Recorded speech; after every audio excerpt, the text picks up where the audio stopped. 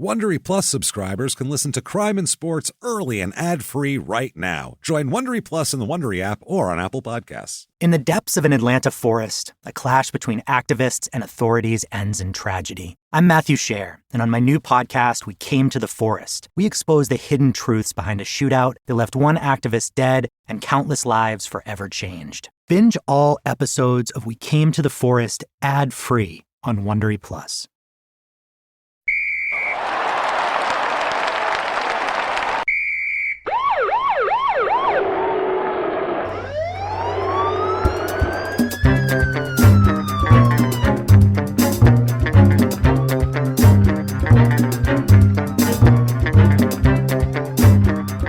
Hello and welcome to Crime and Sports. Yay! Oh, yay indeed, Jimmie. Yay indeed. My name is James Pietragallo. I'm here with my co-host.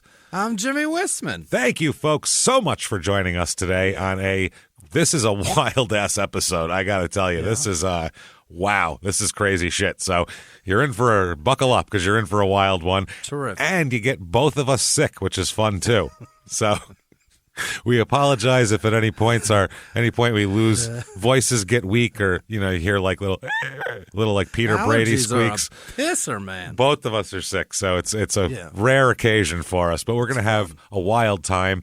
Before we get started, though, just want to clear some stuff off the deck. Head over to shutupandgivememurder.com right now. What's there, you may ask? Everything. I'd love to know. First of all, merch. Tons of merch you can get. But more importantly, tickets to live shows, somewhere to wear that merch.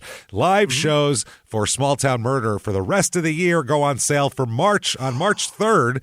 Wow. Everything, all the shows. We're talking Denver and Salt Lake and Chicago and Minneapolis and DC and San Diego and Philly, Boston, Dallas. Dallas has been added to there, and Boston as well. So get your tickets there, March the 3rd. And also right now and till April 27th, get your tickets for the virtual live show, 420 Small Town Murder virtual live show. I'm going to get Jimmie really stoned, and it's going to be awesome. So you want to be there for that. His voice will come back from coughing. Oh, my God. It's going to be hilarious. So that's going to wild story, just like a regular live show. But you're in your living room. If you're somewhere you can't make it to a live show, or, you just want to see more live shows, do that. That's available all the way. It's available for a week after the show. So April 27th, it's available till. So get those tickets right now. Shutupandgivememurder.com. Patreon.com/crime and sports is where you get all the good stuff, all the bonus episodes, and anybody $5 a month or above, you get it all. You get the whole back catalog, 150 plus episodes. You get 2 new episodes every other week. 1 Small Town Murder, 1 Crime and Sports, and you get it all. This week, 2 very cool subjects. For Crime and Sports, we're going to talk about the weird pictures and what's behind them that you always see from like 1906, and it'll be the death row baseball team. And it's a bunch of damned uniformed men with like an 8-year-old boy in the same uniform sitting in front of him for some reason. He's allowed to. More. We need to know more, and we're going to find out all about it. And then for Small Town Murder, we're going to talk about something so much fun, defunct theme parks. So bad ideas in the middle of nowhere, just disasters and dangerous things happen and fuck it all up. We'll talk about all of it. I can't wait. Perhaps a lawsuit. Lawsuits, people. Yeah, is it going to be an action park, or is it going to be, the one that Jim and Tammy Faye Baker put out there, Heritage World or whatever the hell it was, or some shit. So which one's it going to be? We'll talk all about it. Patreon.com/crime and sports is where you get all of that. So do that. And let's see here. I know you get a shout out at the end of the show, too, for doing that. Yeah, Jimmie's going to mispronounce your name this week in a terribly weak voice. He's going to mispronounce your name, as a matter of fact. So he's going to say, let's say your name's Robert. He's going to go, Robert. It's going to be great. That said, let's get into this. We have a lot of crazy ahead of us, so let's talk about our asshole of the week as we do. And this week it is Alexis Vila Perdomo. Ever heard of him? That's a gal. Alexis Vila is a. Oh, it's a fella. It's a fella. The Perdomo made him a woman somehow? Alexis. Alexis? That could be either way, though. Yeah, you're right. It The goes. Spanish culture, they sure do embrace that word. I don't know Alexis, what it yeah. means. It means something, Alex, right? probably. I don't know. Maybe. Maybe it's... Alexis is male or female, like Ashley. Yeah. Ashley Yeah. has turned into... if you look, too, there's this map that I saw like somewhere on social media that like would change over time and show the most popular names there are on the maps. And like, we were right, by the way, the 70s for like 8 straight years, it's just Jennifer is the number one name in every state. So when we grew up and we were little in the 80s and we had like 4 Jennifers in every one of our classes. Shit, it's because everyone was why. named Jennifer. And then in like the mid 80s, it changes to Ashley. And it's all Ashley for like 10 years, and then it changes to Emily, and it's all Emily for like is that for right? like 7 years. Yeah, it's wild. So people names catch on, but Alexis wasn't in there. But he's got an interesting nickname. He goes by Alexis Vila. That's what he drops the Perdomo, and it's Perdomo. It's Alexis the Exorcist Vila. Oh, he's a fighter. He's a fighter. Yes, absolutely. No, actually, Jimmie. Good basketball player. No. He plays snooker, but it's a tough sport. It's a tough sport, that snooker, you know? The Exorcist, you got to be tough. Yeah. He's born March 12th, 1971 in Villa Clara, Cuba.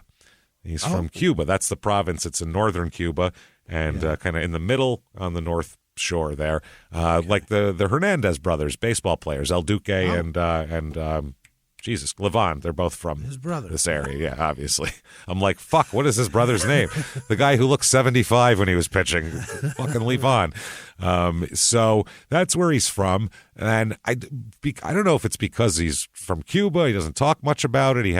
He wanted to get out of Cuba. That I do know. Like that was the goal, was to get out. But I don't have a ton on his childhood other than he has always been a fighter. Like apparently he, even as a child, he was looking for street fights to get into. He's just it's probably a real boy named Sue situation. I get, but I think there's 100 guys named Alexis in the neighborhood. I think probably. Maybe. I don't think that's a hindrance there for him. Yeah, I think there's a lot of guys named Alexis probably because we've talked about 100 guys named Alexis in these fights. Yeah. Russian guys and Spanish. Top 10 most wanted is named Alexis. Yeah, so I think Alexis is you know what? It's a manly name, I think. It is. So it's very Ashley of them. It's very, very well, Ashley. Shannon.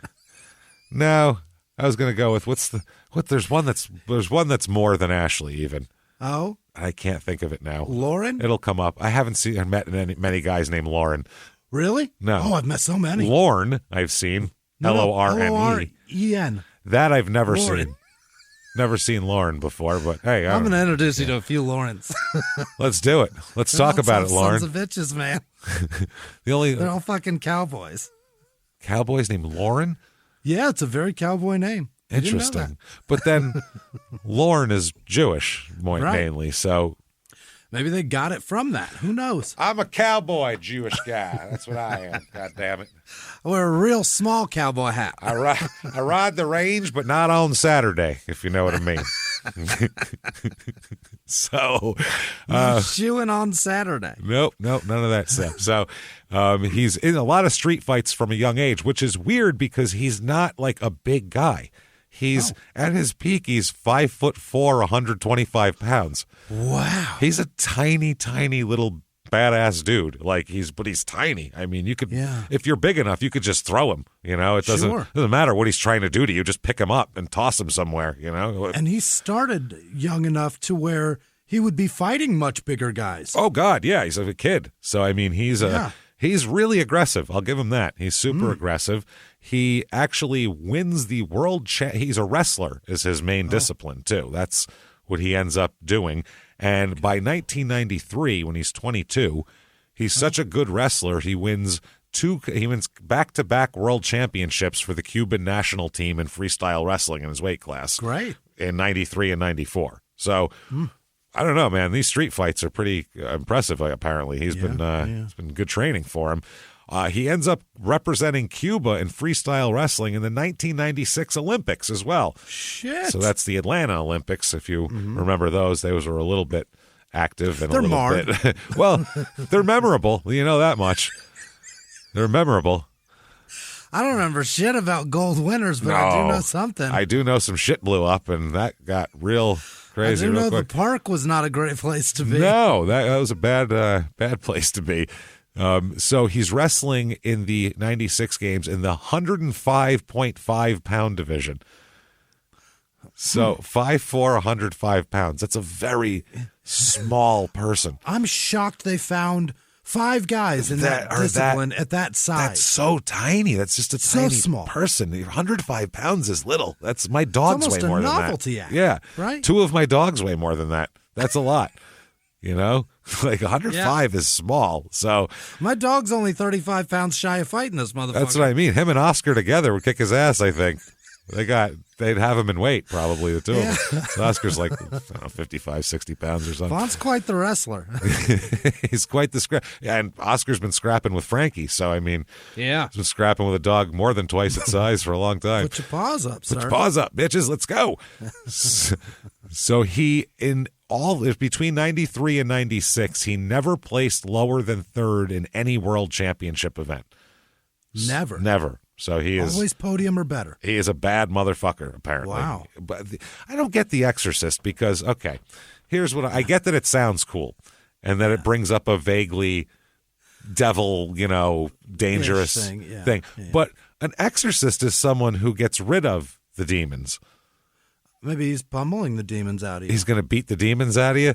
Listen, I'll choke the demon out of you. That's what I'll do. Badass Maybe. I will dry hump the demons. You think you're badass? Watch me dry hump the demons out of you. Yeah. They hate it when you do that. I'm going to give a demon cauliflower. They hate it. They hate it when you do that. They hate when you make their ears ugly. Yeah, they hate it when you wrap your bare ankles around each other. That really makes the demons uncomfortable, and they're like, "Hey, listen, guys, we're gonna give you some space. We feel like because you're doing things that we're not. I don't know. I'm a little uncomfortable. That's all I'm saying. To each it's his own. No, we're not judging you, but we're just saying for our comfort, it's just not what we're into. So we're gonna." We're going to go now. It's a different exorcism, really. This guy's making our joints hurt. This is... Ouch. This is not good. Make a demon say ouch. Ouch. Okay, that's enough now. Good God. He's kind of hard. Let's go. This is not good. So...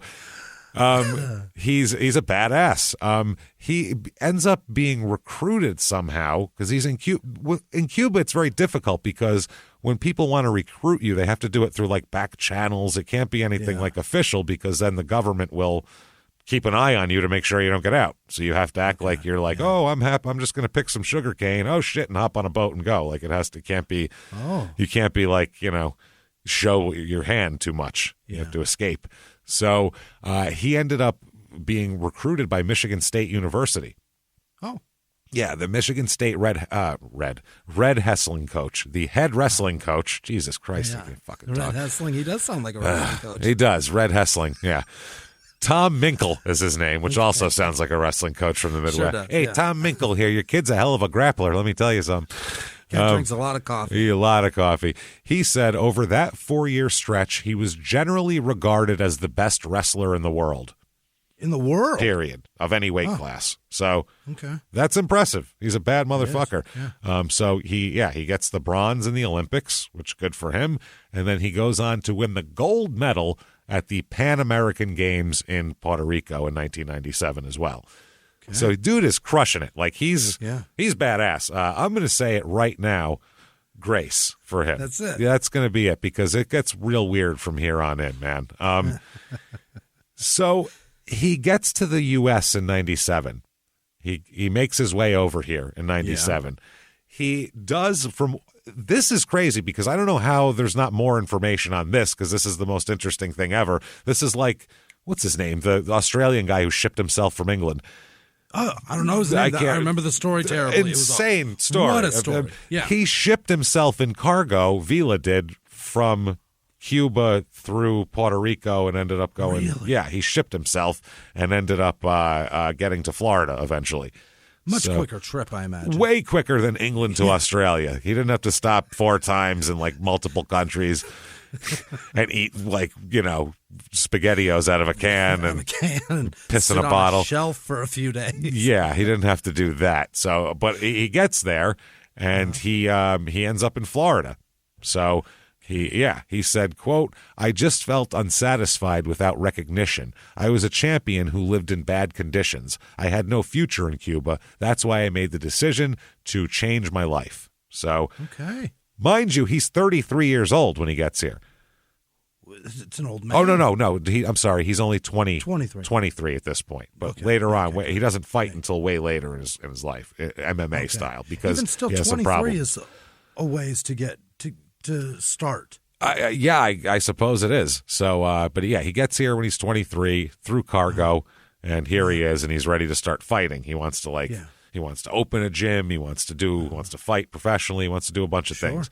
So there's a guy who he meets who helps him, another Cuban guy named Red Kessling. Named what's that? Red Kessling. Yes, it's Tom. it's Tom Minkello is his name. It's Alexis Tom Minkello. Manuel Marin is his name, like Cheech Marin, but Manuel Marin.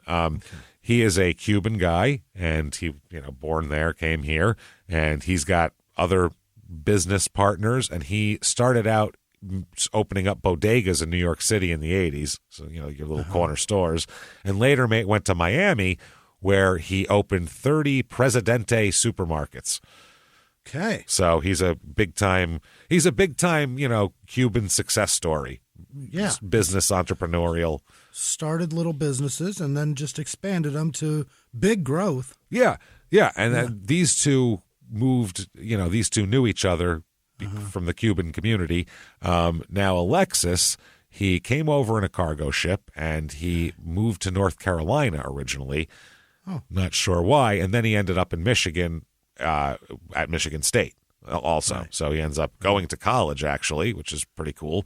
According to the 2001 profile on Vila on the website, the school's wrestling, program website, Vila defected to the U.S. after the 97 Pan American Games in Puerto Rico, where he won a gold medal. So he's already in the U.S. there, so he just stayed, apparently. Just going to hang out and then float over to Miami or wherever the fuck he was.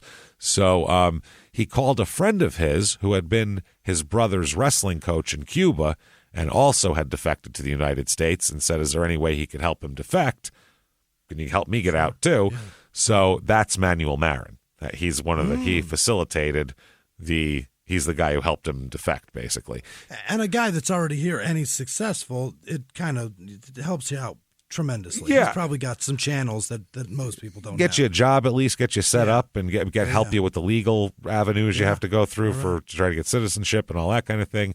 So he arranged, Marin arranged for Vila to be in one of his cargo ships. He didn't have to hide. They knew he was there. Okay. The crew knows he's there and stuff. So he didn't have to be in a fucking box, which is helpful. But he hid amongst one of those air turbines that go on your roof. Yeah. He's up in there watching while it spins around his head. No, he hides in with the cargo, and that goes to Florida. And then once he's on the land, he's from Cuba, so he can pop in. So, no future in Cuba. And he said, "I knew that I had no future when I did not return to Cuba with my team. My mother, my family, my friends, everybody thought I was dead." Oh. He didn't tell anybody he was doing this. That's the thing. He had to keep it hush hush, otherwise they would have known. He said, "But when I got to Miami, I was able to contact them and tell them I was fine." So he just got out. But he claimed political asylum, and the Cuban government refused to release any of his records. Is the problem, because they're punishing him. Yeah. So, including he had a degree in physical education, and he couldn't use that at all. Doesn't translate. They didn't. Right? Yeah, they wouldn't even give him the records of it. Right. So even if it would translate, So now 1999. So this is right after he gets here. And before he goes to Michigan State, he is convicted of petty theft and credit card fraud in Miami-Dade County. Don't know how that happened. There's very little information on it because he wasn't anybody really at the time. He was kind of laying low, right? Just a refugee, for Christ's sake, type of situation. So not refugee, but Miami-Dade, political asylum. Pretty pretty common crime there. It happens in pretty much everywhere. So I think if you look, especially Miami-Dade. Look at like arrest records of towns. They have like go to your local mugshot website, and you'll see so many credit card fraud and identity theft, and that's just very common. Yeah. It's people. It's a lot of it's. And they also a lot of it's for pills and shit. That's yeah. But they blanket that with like it's not just a random person they stole it from. It could be their grandmother's credit card. We don't or whatever, know, but it's still assuming their identity to use it. So we don't know if he. And this is one of those things too. He could have bought a hot card on the street. To use old school terminology, could have got a hot card on the street. I was trying to be real 40s about it. It's a hot card on the street there. But no, he could have got a stolen card. Then people will say, hey, there's a limit on this, $200. I'll give it to you for $50. And I know kids that used to hustle because they'd steal credit cards and go to the gas station and be like, I'll fill your tank up and you give me half of what it costs in cash. And they'd be like, oh, people would be like, yeah, okay. They knew they were fucking committing fraud, but they didn't care. They were getting half-price gas. I mean, shit, who cares? Especially if you go to like an area where people don't have a lot of money, like wherever we were hanging out all the time with. So none of us had any money. So they're not going to notice if it's what card's being used on the fucking pump. But they don't give a fuck, too. And the gas station didn't care because it's a lot of charges they're getting. They loved it. It's free so gas. It's everybody scamming everybody. So who knows what that was? But he is convicted of that. Doesn't seem to affect him though because he goes to college the next year. Great. By 2000, he is on the MSU, Michigan State University wrestling team. He takes he's not on the team. He takes a job as an assistant coach for the team. I don't know why I thought he was on the team. He's not. He takes an assistant coaching job on the team, which is weird. He leaves the team in 2003. Okay. And now he's, 32 years old at this point. Yeah, but he's building his resume. He is. The assistant wrestling coach, Roger Chandler, said that he didn't know why he left. Just left. No idea why. So, he said later on that he left Michigan after breaking up with a woman. That's what he told the newspaper. Oh, you really want to see that girl ever. Yeah, you don't want to see that tree, that thing, and none of that building. I'll quit my job. I'll relocate. Oh, there's that little Italian restaurant. No, we're going. We're leaving. Every time I hear Billy Joel, now I think about it. It's I can't do it. I'm moving out. So that's 2003 he leaves. I don't know what he does in the first part of 2004 or late 2003, but by July 4th, 2004, I know exactly where he is. And that's at the Fort Lauderdale Airport in Florida. Oh. How do I know that he's at the Fort Lauderdale Airport? Well, because he took his Lincoln Navigator and drove it through the doors in Terminal 3 of the airport. That is a fascinating Go on and keep it. You got to see the pictures of it, too. It's fucking wild, man. Here, why do you do that? Check this shit out, dude. Look at this. Roll over. Look at that. Here is the damage Holy he did. Shit. Look at here's the car. He put it in the whole airport. Yeah, he came through the wall. He just drove it through the wall. This is like not an accident. He didn't bump into it. He plowed into it at full fucking speed. They said it's going to be over. And just barely post 9/11. This is real bad. Oh, yeah, you can't do this then. The airports were really secure, and they said it's over $100,000 worth of damage he did to the airport, too. Really? He fucked all sorts of shit up. Yeah, I can't imagine those automatic doors and all that. Those are expensive, probably. Big pane of windows. So it's in the paper that he's being held. Suspect is ex-wrestler from Cuba. Ex-wrestler. They're calling it a terrorist attack at that point. Oh, yeah. Yeah, so a guy who, he's not a wrestler anymore. He has foreign national damaging your airport. Yeah, that's terrorism. That's how they're going to consider it in 2004. Yeah, so yeah. They said, Cuban defector that was once called one of the best freestyle wrestlers in the world. Yikes. I guess after it plowed into the Southeast Airlines ticket counter, that used to be an airline, by the way. Southeast. Probably a small regional carrier, I assume. Yeah. Right? I don't fucking know. Probably equivalent to Southwest. We go from Jacksonville all the way down to Tampa and over to Miami, up to Fort Lauderdale, back to Jacksonville. It's a loop. We do. You need to get to Augusta. You better we don't hire a cab. We don't fly out of the state. Jesus Christ. We're not licensed to go outside the airspace. So after he plowed into the ticket, he hit the ticket counter, man. Like he didn't just unbelievable. He could have killed people. Multiple. Luckily, nobody flies Southeast Airlines, and there wasn't a big line to check your bags, I guess. Yeah. So he hit the wall on the top of the departure level after that. So my he plowed God. through the ticket counter and went into a wall. He didn't just like that still of him going through it was like a still from the video camera footage of him first got plowing all the through way the window. in. Yeah, he plowed through the window and drove through the terminal, through the ticket counter into a wall in the departures area. Unbelievable. That's a lot. Yeah, that's a lot. And then once he came to a stop, I guess, because you can only drive so far in an airport, apparently. Sure. Yeah. He got out and tried to run away. I mean, there's a lot of places you could go. He's a little guy. He can be real, he can kind of get in and out of small spaces, I guess. Blend in. Hide in the walls. Pretend, you know what? Just stand near a family. Pretend you're one of the kids. That's all. Hold an old man's hand. Yeah. Grab a Mickey Mouse thing and hold it up and be like, "Yay, we went to Disneyland too." I know it's Fort Lauderdale, but still. Close enough. Close enough. What the fuck do you want from me? It can't all be magic. Golf today. Yeah. So he was quickly tackled by two sheriff's office deputies because they were like, he drew a lot of attention to himself. Yeah. Driving in. They were pretty intent on seeing whoever came out of that car and having a chit chat with him. So they weren't going to just. This isn't a three shells game. We see you. This isn't a where did he go? It's like, holy shit. Okay, there he is. Tackle him. Also an air marshal who had witnessed the whole thing as well. Right. So his motivation is unclear, the newspaper goes on to say. He was taken to the Broward County General Medical Center to be treated for minor injuries. And they said he could be held under the state's Baker Act, which is to hold people that are a danger to themselves or others. And so he can be held on a mental hold while they figure out what charges to charge him with for this, because 5150. Is he crazy? Did he did he have a stroke? Did he black out? Is he on medication? Is he a narcoleptic? Why would you do this? There's no good reason for this. It's a bananas thing to do. He doesn't have like a beef with the airport. He didn't, he wasn't like bumped from first class by Southeast Airlines at one point. Now he's seeking vengeance. None of that happened. They lost my bag that one time because we've all wanted to do that. I'm not going to lie. Oh, dear God, I wanted to park it right in their right up somebody's ass. That time in Boston when they lost my bag and we were doing those live shows, if I had a Lincoln Navigator and the wherewithal at any way to drive it right through the American Airlines ticket counter, I absolutely fucking would have. Right in Boston Logan's asshole. Absolutely, with fucking Wu-Tang bumping out of the shit. Just don't give a fuck. I don't care. James Pietragallo ain't nothing to fuck. I was gonna say the first one. Protect your neck, bitches. Not even any of the fucking albums later on. Not Triumph, just because that would make sense. Or no. Protect your neck, motherfucker. Coming through. Watch out.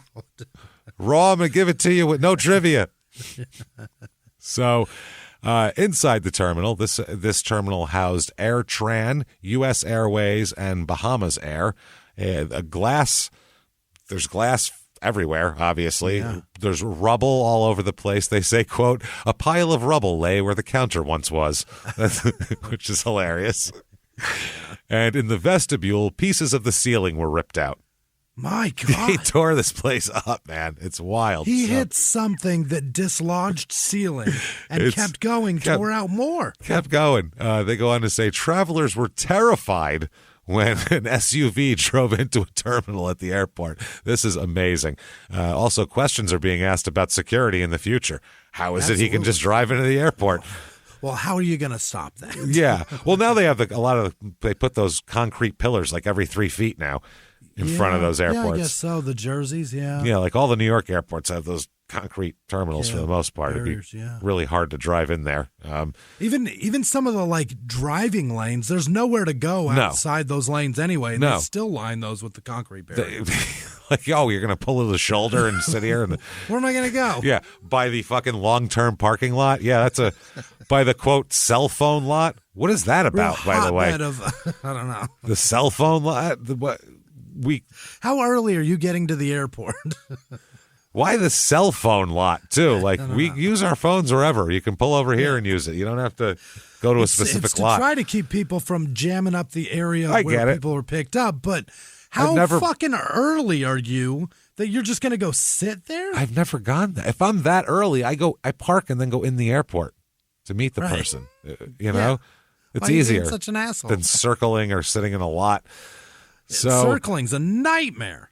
Apparently, the people in the airport freaked out, all the passengers and shit, because they thought it was a terrorist attack because this is 2004. Right. And boy, were we paranoid at the airport. Yeah. So, and this is July 4th, so it's a holiday weekend. Oh, God. It's wild, man. Just people in their flag shirts, their button-down flag shirts, screaming, running from the Fort Lauderdale airport out a giant hole in the fucking glass of the terminal. Ah! Yeah. So, and then he gets out, and he's Cuban. They don't know. They're like, he's dark. I don't know something. He said some shit. I don't know if it was Spanish or he said Allah or I don't know what the fuck happened. A brown man crashed into the airport. Jesus That's Christ. all I know. He's Osama bin some shit. I don't know, man. It's dangerous. Have you ever gotten a message out of the blue? Maybe you ignore them. Or maybe you end up in conversation. Maybe they tell you about an amazing offer. I can really show you how to make some money. And maybe that gets you into a lot of trouble. But this isn't a story about people like you, the people receiving these messages. This is a story about the people behind the messages, on the other end of the line. Thousands of them, working in a microcity built for scammers. From Wondery, the makers of Dr. Death and Kill List, comes Scam Factory, a new series about survival at the expense of others. Follow Scam Factory on the Wondery app or wherever you get your podcasts. You can listen to Scam Factory early and ad-free right now by joining Wondery Plus in the Wondery app or on Apple Podcasts.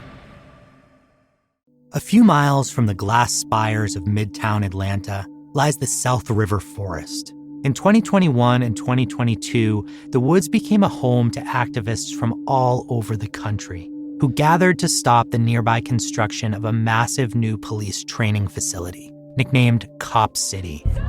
At approximately 9 o'clock this morning, as law enforcement was moving through various sectors of the property, an individual, without warning, shot a Georgia State Patrol trooper.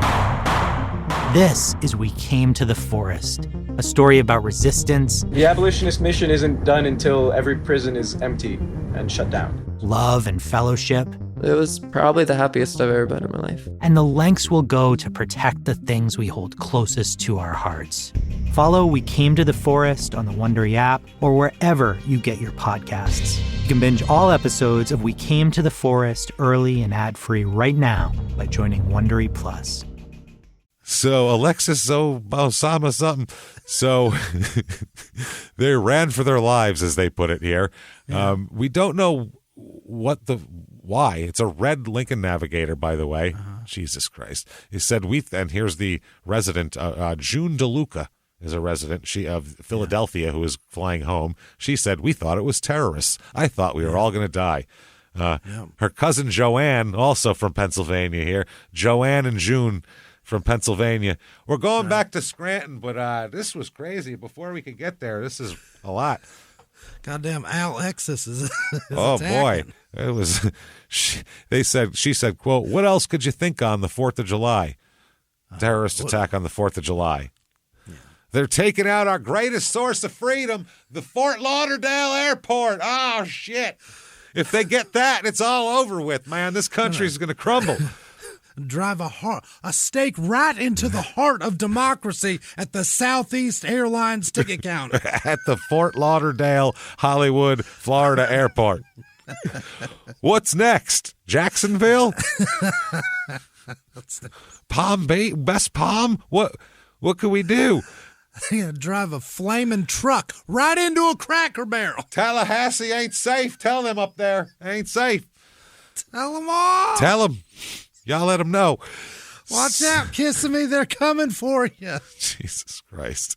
They said, quote, everybody started screaming. Women were crying. Yeah. Somehow no one was hurt in all of this.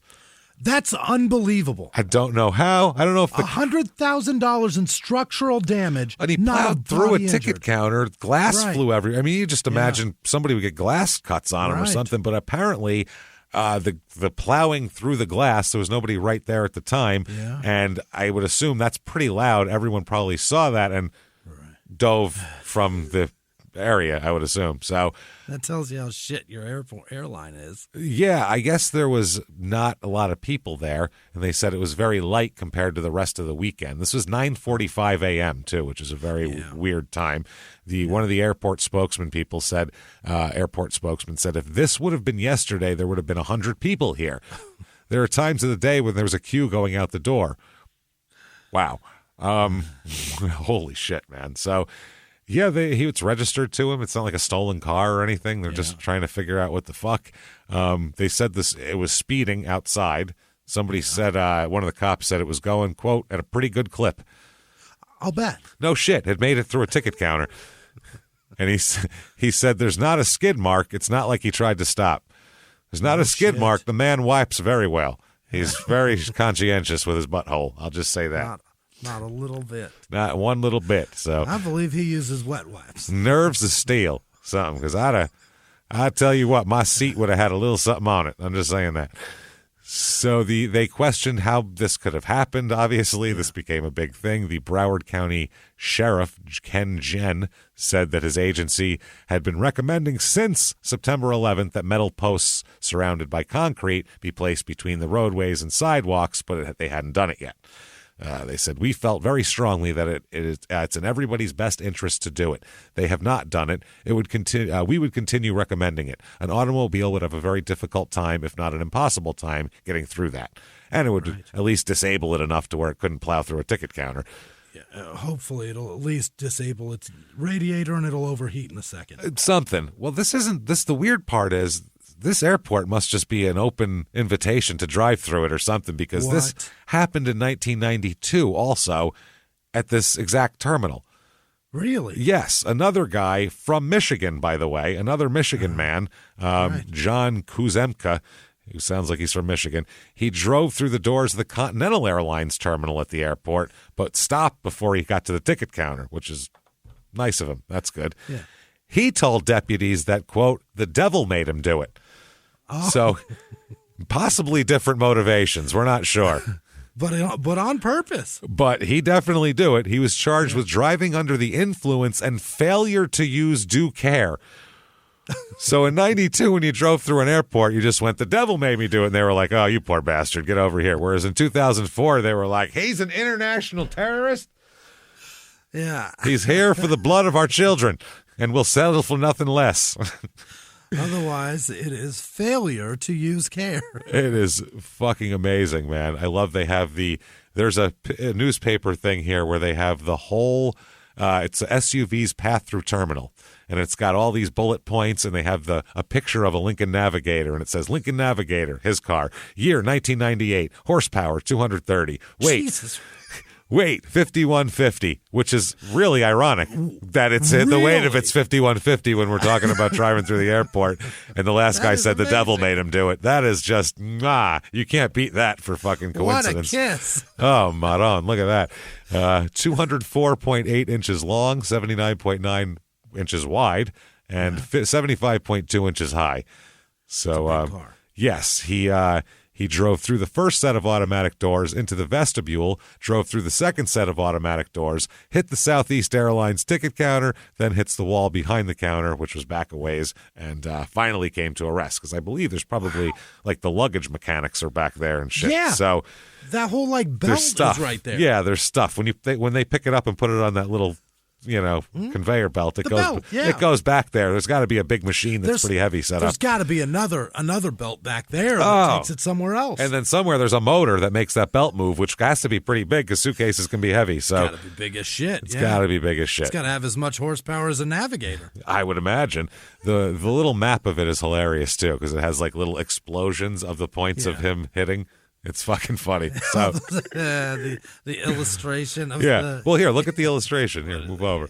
He's got. Hell yeah. So here's the path of him.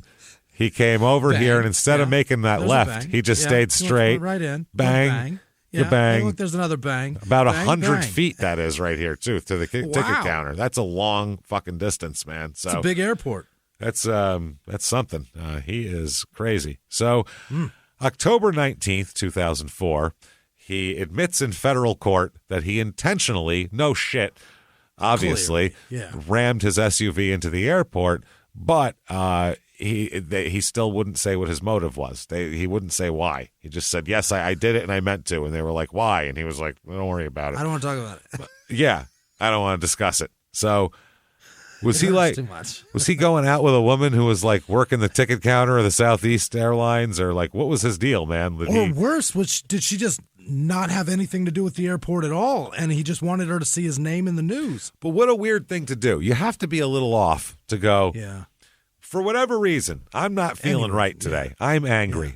You know what? I'm going to the fucking airport, and I'm going to drive through Terminal 3. That's a crazy thought to have. What does that do for you? Depends on how much travel you've done. If you really hate it, yeah, I can see it. I mean, like I said, I've wanted to, but to make me go out of my way to do it is a whole other thing. Right. I could as soon as I leave, the rage is gone.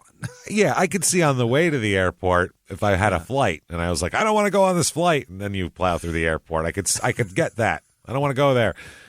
But this is a completely different thing here. This is beyond. It's very interesting. The security has now improvised some improvements at the airport. They put by the end of the year they had 200 permanent barriers there. So what they have everywhere now. They also have a road that turns right in front of their door. Yeah. That's dangerous as fuck. Yeah, if you don't have anything to block a car, it can get speed up coming down the thing and just plow right through the windows. That is definitely a thing. Wow, Jesus, that's wild. Some poor bastard just got off a terrible flight, and now he gets hit by a Lincoln Navigator in the airport. What a mess. Oh, God. I thought the flight sucked. Jesus. So he pleads guilty to U.S. District Court Judge Donald Graham to intentionally using a motor vehicle to seriously damage and disrupt an international airport, which I did not know was a law specifically. That's got to be a new law. That's a specific law. Yeah. Intentionally using a motor vehicle to seriously damage and disrupt an international airport. Very specific. If it's a regional airport, that's a whole other crime. whole other bag of worms there. That's the difference between murder and manslaughter. Yeah, that's a lot. He faces up to 20 years in prison with this plea. I guess the only thing that he will say, so you know it's a lie, that's why I say his motivation's still kind of a mystery, is he says he got lost while driving. Yeah. Got lost while driving and ended up at the airport.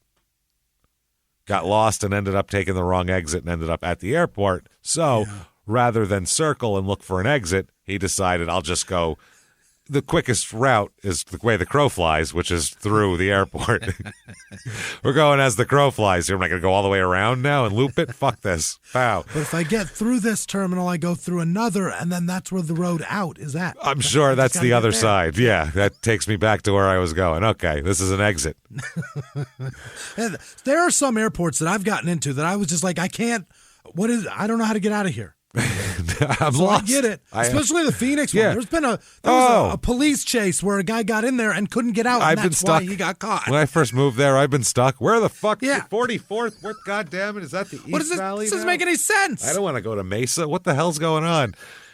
It's bad. So his public defender, though, during this, he says that his client didn't deliberately ram it through Terminal 3. He said, quote, this is the understatement of the year, quote, it was just a bad accident. It out, man. It was a bad accident? What are you talking about? Hit the brake. There's no skid marks. He didn't stop till a wall stopped him. He gassed it through the ticket counter. That's not an accident. The lawyer said it was just a bad accident. It wasn't like he was driving around looking to drive through the airport. It was reckless driving. He wasn't paying a whole lot of attention. There's a fucking airport there. Okay, if he hit a kid on a fucking tricycle and said I wasn't paying attention, I go, yeah, he's lower than the hood. I could see that. The airport is a huge building. I don't even know that with planes. He wasn't.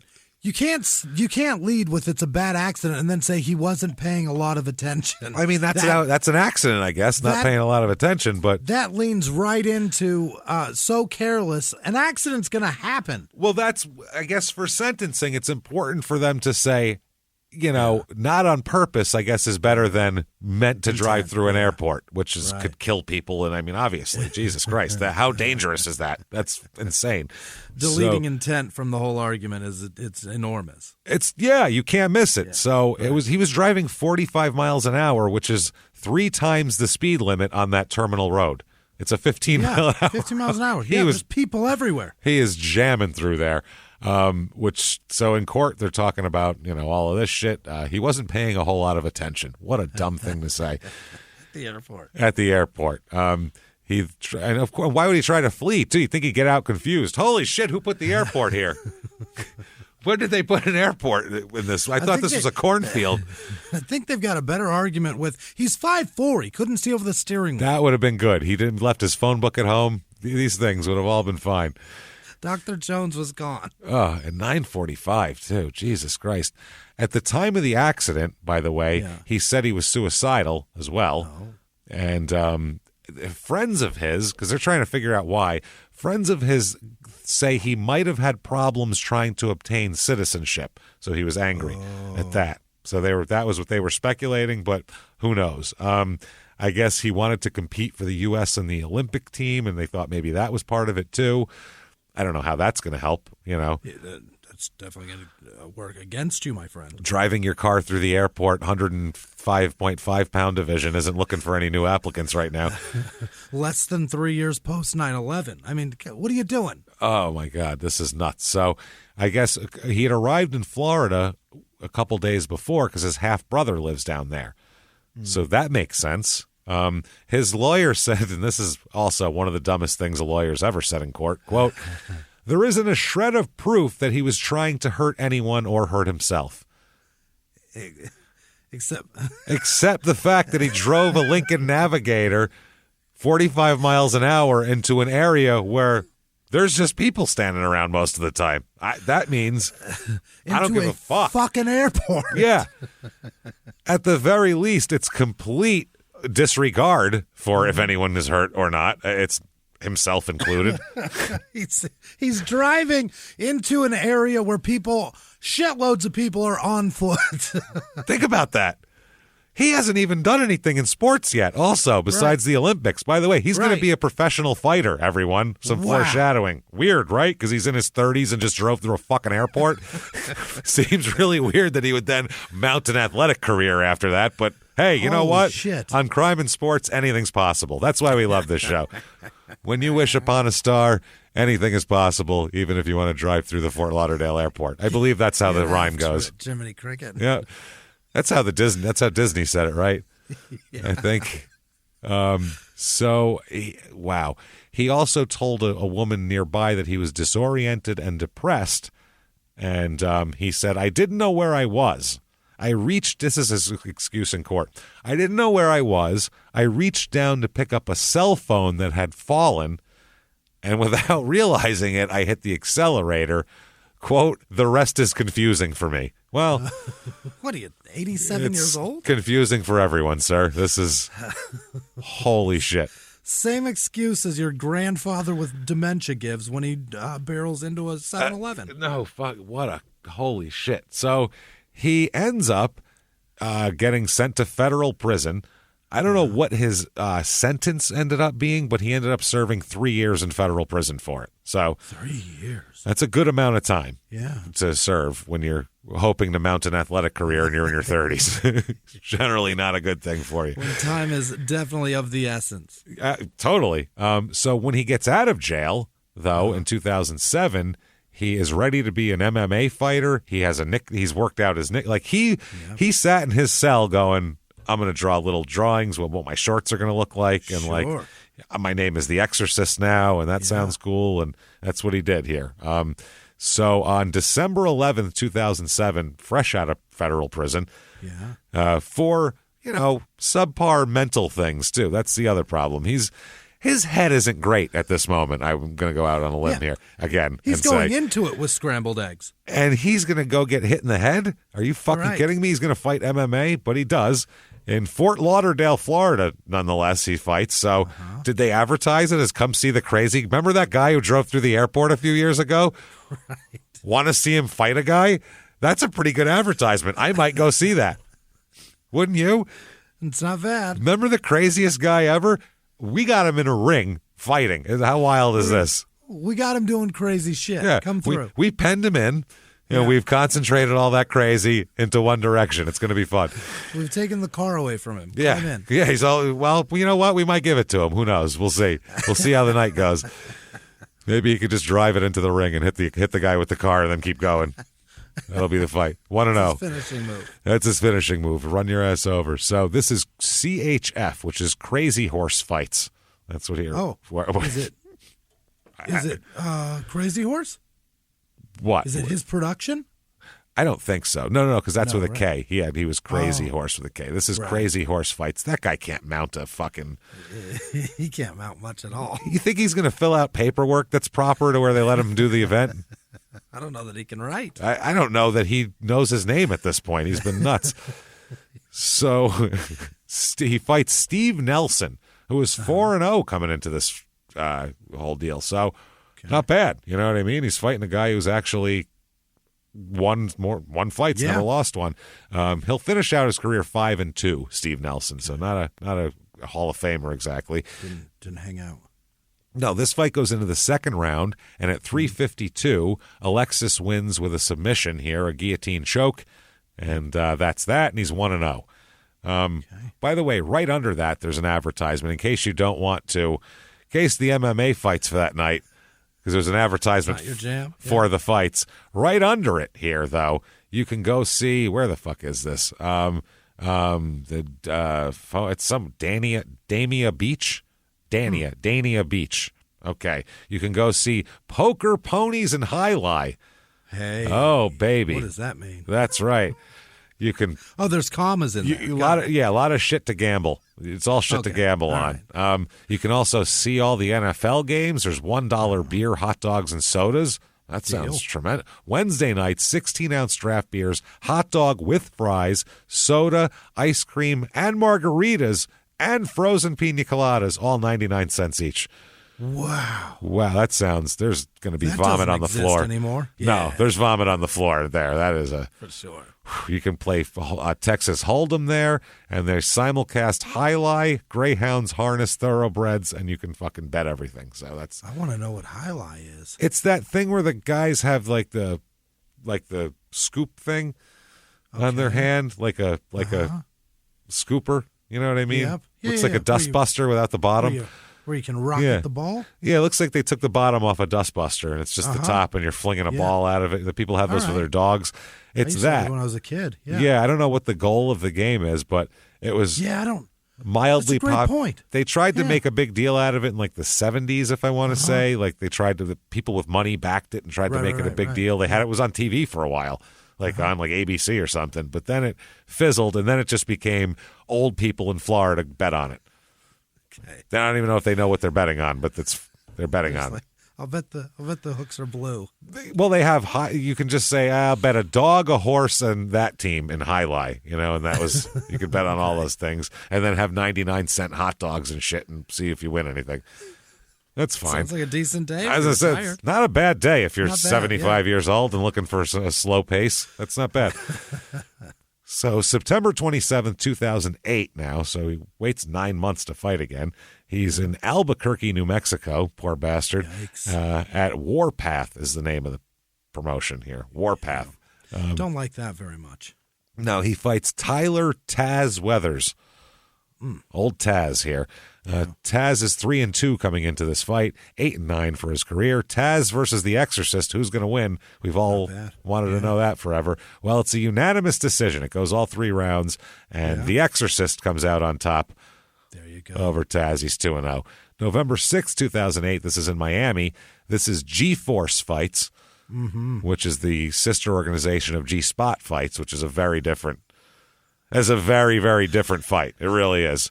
Somebody's going to come either way. I was going to say the winners are calculated in a way different way. Put it that way. People aren't sad to lose that one. So, Bad Blood 1 is the name of the event. He fights Ralph Acosta, who's known as the Spider Monkey. Yeah, there's a bunch of them. That's a very common name. the Spider Monkey. He's 3-1 coming in, 17-14 for his career. Okay. So this only goes 1 minute, though, this fight. Oh. Because Alexis wins with a TKO with punches in 1 minute. So is that right? He punched the shit out of this guy in a minute and won. Spider Monkey. So he's 3-0 now, Alexis is. December 13th, 2008. These are a lot of fights. September, November, December. Yeah.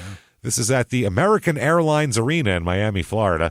That's a big one. That's a big one. Anything with an airlines, I don't know. I'm worried about him going there. He might get confused and drive his car into the fucking plow through the ticketing area. I may as well go ahead and fight. Yeah, why not? This is MFA, Mixed Fighting Alliance. And the name of this the name of the event, Jimmy? You can Mad Lib it because they all have the same. What do you think it is? Ice Age. There Will Be Blood. There you go. There you go. So 2008, the movie. That was out too. So there you go. Ian Wolfe, he fights, who is 0-0 coming in. It's a debut for Ian Wolfe. Brand new man. And Ian Wolfe, his MMA career lasts a grand total of 35 seconds. Oh. Because he never fights again and loses by submission to a rear naked choke and goes, well, that was... it must have been real painful. Ridiculous. I'm never doing that again. That's his entire career is 35 seconds long. That is awesome. Yeah. 4-0 for Alexis. So February 6th, 2009 at the Taki Place, a Palace Hotel and Casino in Lemoore, California. And this is PFC Best of Both Worlds. PFC. Yeah. He's in the main event that night. Oh. Actually. That's how shitty this organization is. They have a 37-year-old fucking guy who drove through an airport in their main event who only has 4 fights under his belt. Professional Fighting Championship. I guess you can tout that he's an Olympian, an Olympic medalist, and a world champion wrestler. I'd tout criminal. Also, he's crazy. He's technically very well skilled and insane. So what's going to happen? Who knows? Anything could happen. He might take your legs out. He might drive through the ring. We have no idea. He might bring a flamethrower. We have no clue. So he fights Ben Nguyen or the Vietnamese name that Nguyen. that everybody in Las Vegas has on their name tags. That's right. Yeah, at all the casinos. And it's I guess it's Nguyen because his name is Ben Ten Nguyen. Oh, 10 is his nickname. Not bad. Yeah, 5-1 career for him. He'll finish 16-9. This fight goes into the second round where Alexis wins, knocks him out with a punch. Alexis is tough as shit. He's a tough little bastard. Yeah, he is. Well, think about it. He's like hardened. He's like, he's like on prison. Yeah, he's like when they bash iron shit and you hit it with the hammer while it's all red. That's what he is. He's been tempered and worked over, and he's hardened now, stretched and then heated more. Put in the water where and he's now he's hard. He went to prison. Flames come out. He went to prison. He was street fighting. He's winning. He's in the Olympics. He's had a long life so far. He's a tough kid. Christ, he's ready. He's close to retirement already. So September 26th, 2009, at the Bank United Center in Coral Gables, Florida. Yeah. This is G-Force fights again. Again, yeah. Bad Blood 2. Oh man. Cody Bell, he fights. Cody Bell's 8-6 coming in, and this will be Cody Bell's last fight. Alexis is going to exercise the will to fight from Cody's body is what he's going to exercise. Right. And TKO with punches in the second round. 6-0 for Alexis. So he's doing very well. April 30th, 2010, Miami Beach Convention Center, Miami, Florida. MFA New Generation 1. Mm-hmm. Sure, there's going to be dozens and dozens of those. So there'll be 36. He's in the main event again. Great. This time versus Sean Hall, who's 3-1 coming in. And this fight, again, TKO with punches in the second round. So he's good. He fucks around with you in the first round, and then if you can't hang with him, I guess he knocks your ass out in the second round. I guess. Which, it's weird that he's a world champion, an Olympic-level wrestler, and he's winning the last 3 fights are with punches. Hammering people. That's so strange. And he's so small. When I was watching his fights, he's like shorter than everybody else too. Everybody's like 5'7", 125 pounds, and he's 5'4.5". But he's got reach. He's got a reach longer than the guys who are 3-4 inches taller than him in all of his fights. So I think just bizarrely put together. Yes, strangely put together. So 7-0, June 25th, 2010, MFA New Generation 2. There you go. Back with a vengeance here. He's in the main event again, where he fights Omar Baby Sass Chowdhury. Baby Sass. Baby Sass. I don't know what the fuck that means. He throws fits, James. But it's not scary. I will say that. No. Granted, I'm sure he could kick both of our asses at the same time. Yeah, but you don't have goldfish. He will throw a tantrum. But if we were on the ground bleeding together, we'd be giggling over, his name is Baby Sass. He calls it. He'd be tired of beating us by the time we would still be laughing at his name. Old Baby Sass. Old Baby Sass. 13-7 coming in here, old Baby Sass. And this goes into the third round. TKO with punches again for Alexis. Again. So he's punching the shit out of people. I don't know if it's that he thinks they expect him to wrestle, so he punches. I don't know what it is, or if he's just... It's got to be, right? I suppose, too. If you're street fighting when you're 7 in Cuba, you probably know how to punch a little bit. So he's they're probably not wanting to go to the ground with him because he can. Probably not. Wrestle, You want to stand up. He's an Olympic wrestler. Keep him up, but you're not as good as him either. at wrestling. Yeah, you're not as good as him, probably. He fights like his life depends on it. Yeah, because it does. He's was in federal prison before this. Yeah. So a Miami MMA marketer named Frank Morion, he said that he met Alexis at a couple of events, and he said for 4 years he was riding high, winning and winning. He's only 5'4". Every small guy has something to prove. When you talk to him, he was all over the place. When I talked to him, he was at 100 miles an hour. Really? Maybe he's a little nuts, which is probably, you would expect that. So he's a rambler. He's a rambler. He's insane. Papa was a Rolling Stone and had brain damage is the problem. So he is February 12th, 2011. He's like 40 years old now. This is wild. At the U.S. Century Bank Arena in Miami again. MFA New Generation 4. So he's in 75% of them. They're really trying to make a thing out of this. He's in the main event again against Louis Houdini McKenzie. Yeah. Houdini. He's going to escape from your shit.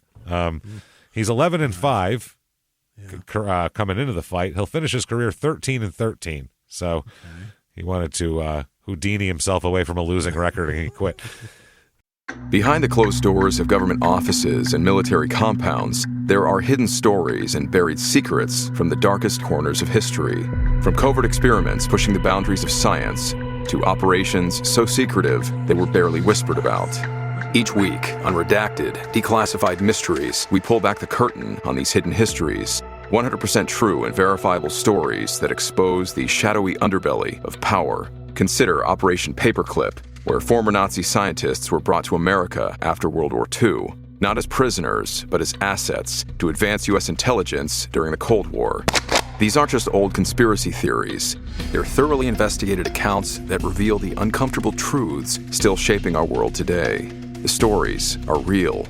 The secrets are shocking. Follow Redacted, Declassified Mysteries on the Wondery app or wherever you get your podcasts. You can listen to Redacted early and ad-free right now on Wondery Plus. In the 1980s, a rosé swept the country. Hey, Mike, I really like this White Zinfandel. Well, good. Now put it down. I'm going to try another one. White Zin became America's top-selling wine. But most don't know that this sweet drink has a sour history. What began in 1986 with counterfeit bottles, a big fraud, a multi-million-dollar fraud, sent investigators chasing one of the most powerful families in the business, the Licciardis. But the closer the feds got to them, the more dangerous things became. It's a story of deceit. At the time, I was paranoid. Threats. You touch my kids, I will kill you. And murder. With a .22 caliber bullet to the head. What started with a scheme to mislabel wine spilled into a blood-soaked battle for succession. Welcome to Bloodvines. You can binge listen to Bloodvines exclusively and ad-free on Wondery Plus. Join Wondery Plus in the Wondery app, Apple Podcasts, or Spotify. So this goes second round. I'll let you guess the result. Death by punches. TKO. Yep, TKO punches. The man lived 3 minutes after the fight and then passed away. So 9-0 for Alexis. Now he's starting to run a gym now where he's training people as well, because he is 40 and he has to know that this isn't going to be like, he's not going to be world champion for 10 years. Yeah. So he's running American Top Gym, or American Top Team is the name of it. It's a gym in Kendall, Florida, I guess, where he trains MMA fighters. Okay. That's what he's doing. One of the guys he trains is a guy named Ariel the Panther Gandula. Yeah. Or Gandulla, or whatever the fuck. Gandulla. So depends on where he's from. He is an MMA fighter. The Panther, we'll call him, because I mean that's a cool name. The Panther. The Panther's hanging out with the Exorcist, and in the spring of 2011, the Panther started coming into this gym. Meets Alexis and meets all the people and hangs out. While he's training here in 2011, he hears some gym associates, just some people he knows from the gym, talking about a job that's being offered by Manuel Marin. Okay. A job. So he runs a shitload of... Yeah, the Grocery King. So maybe he's got like a regional vice presidency open or something. Listen, a produce guy. Yeah, he's a big fight fan, too, so that's how they all know him. And, he owns South Florida Presidente supermarkets, all of them. So what ends up going on here is there's a guy named Camilo Salazar. And Jenny Marin, who is Manuel Marin's wife at the time, estranged Jennifer? or whatever. Jenny, she goes by. Another Jennifer. Yeah. She meets with Salazar, Camilo Salazar, we'll talk about who he is, for coffee in February 2011. Okay. So, Manuel Marin apparently was having her followed or something at the time, because he confronted them while having coffee. Oh. And took his wife and left. Takes Jenny and leaves. Makes a scene. She gets out of the car and jumps into a taxi and takes off. Okay. So this is a mess. Screaming there's coffee and yelling, and then he leaves with her. She jumps out of the car, gets in a taxi. He's trying to follow it. It's a mess. She goes to a friend's house. So Manuel Marin is uber pissed off. He is just angry as shit. And now he doesn't have his wife to take it out on because she took off. So he gets out of the car, goes back into the cafe, and wants to fight Camilo Salazar instead. It's not a good idea. Yeah. So the problem is this doesn't stop the relationship between Jenny and Salazar, apparently. They keep seeing each other. So that's this is the job that we're talking about. So the Panther, he hears that the job is to help kidnap Salazar. That's the job.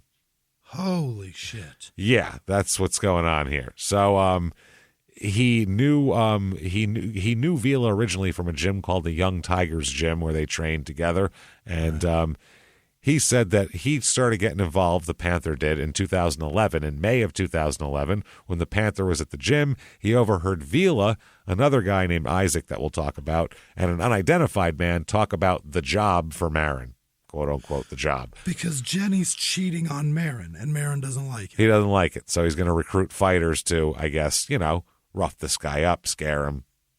Yeah. Or we leave her. Well, apparently he confronted him. Marin confronted Salazar, and that didn't do anything. So he said, well, maybe I got to get some tougher guys, basically. I'm a businessman. Maybe I get some badasses. They do it. So everyone knew Marin. He hangs around in the local fight circles. He's rich. He helps these gyms, too. He gives some money sometimes. So that's the plan. The other guys involved are Roberto Isaac. That's the other guy. And Alexis here, the Exorcist as well. So this happens in early June of 2011. June 1st, as a matter of fact. The earliest June you can get. So Camilo Salazar is described as a family man who also fucks around on the side, but that's fine. Ruins other people's families, but yeah. Active in church, helps raise money for his parish, St. Stephen's, where he and his wife would plan events like the annual arts show. He's married also. Oh, absolutely married. He's married with a church arts show, which no bigger supporter of the arts than the church traditionally. They love it. They love self-expression and finding the boundaries of of human expression. Nothing more than that. Meanwhile, some of their art is the ugliest on the planet, and some is great. Also, Michelangelo painted amazing religious things that are wonderful, but he's lucky the church didn't burn him at the stake for it. He's lucky they liked it, is what I'm getting at. Back then, they were a little touchy for a long time too. So I'm sure they got what they paid for. No shit. So he did all things like that. They had a new baby, he and his wife as well. Lives in a secluded, wooded Coconut Grove neighborhood. A nice little house. He and his wife, Daisy, both have busy careers. They run an events his wife runs an events planning company, and one of her clients is Volvo. So she was, during this time, organizing a big event. Camilo's 43. He was the vice president in a number of business ventures with his father, Eduardo Salazar, who's a real estate investor. So on June 1st, Camilo drops off the infant daughter at his wife's office. She goes to work, and then when he leaves to go wherever, he drops the baby off with her. This is about 10:30 a.m. He realized he left the baby's pacifier in the car. When he dropped the baby off, he was like, fuck, I got to go out to the car and get the pacifier. Left it in the car. He never comes back in. Okay. So she's like, what the hell? She goes out. Where is he? What's going on? Well, it turns out he's abducted from the street. Wow. Yeah. That's wild. I guess the Panther had got a phone call just before 8 a.m. from Isaac, and the Panther would say later, quote, he wanted me to go with him to cash a check because somebody owed him money. Okay. So within a few minutes, Isaac showed up at the Panther's apartment, driving a white four-door pickup truck that he said that Marin had rented for him. Mm-hmm. So it's a rental. Panther said, sure, I'll go along. So they drove to the 2400 block of the, Inaguaya Avenue. Inagua? I don't know what the fuck that is. Who cares? In Coconut Grove. I do not care about Coconut Grove in the slightest. Fuck that place. Where Salazar lived. Okay? That's where they're going. Isaac claimed that Salazar owed him money. That's what he was telling the Panther. At least that's what the Panther says. Now, they parked and watched the house for a bit. As you do when someone owes you money, you just stalk them. Yeah. So Isaac said he'd been watching Salazar for a few days and knew the family routine, and that Salazar drove his wife to work every morning. Okay. So then the two drove to where Salazar's wife worked, which was in the on Southwest 31st Avenue. They parked down the street and they waited. They saw Salazar walk out of the building toward his SUV, and the Panther would say Roberto drives fast and goes right behind him. He said that Roberto Isaac then grabbed some plastic zip ties. This doesn't sound like cashing a check or collecting money anymore. And clipped a walkie-talkie on his waist. It's real dangerous in these banks sometimes. This is to pose as a police officer. Okay. I have zip ties and a walkie-talkie, which means obviously police officer to me. Not badge or gun or any of that. More about zip ties and walkie-talkies are what I look for.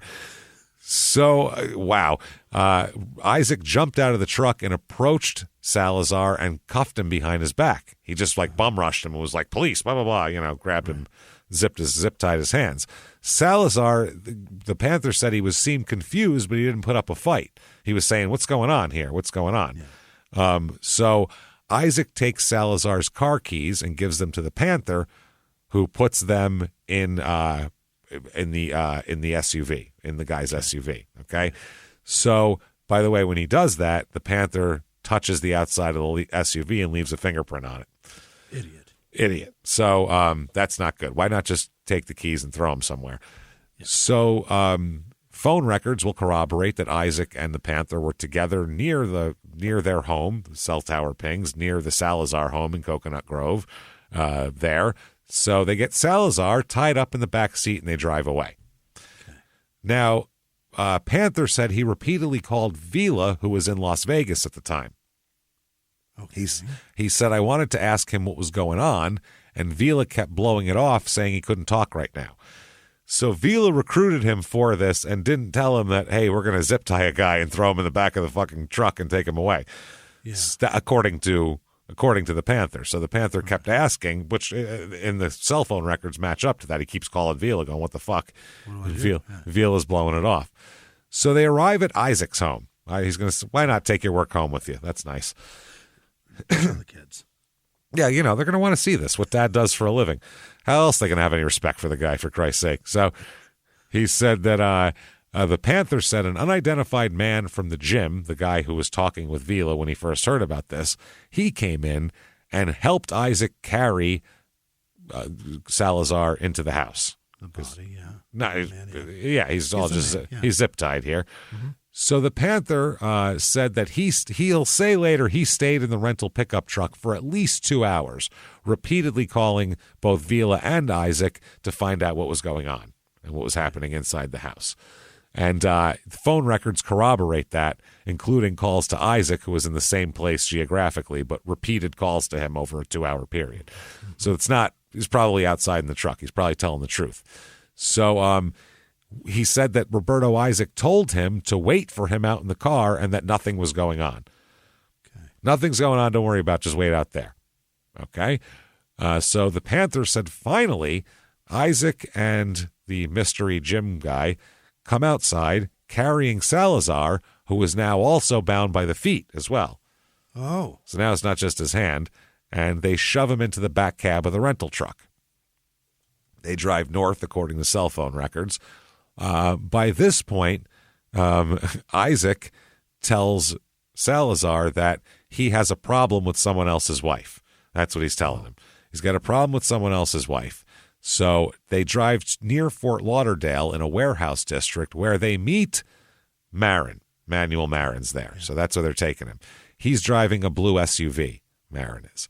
So Salazar sits up and sees Marin.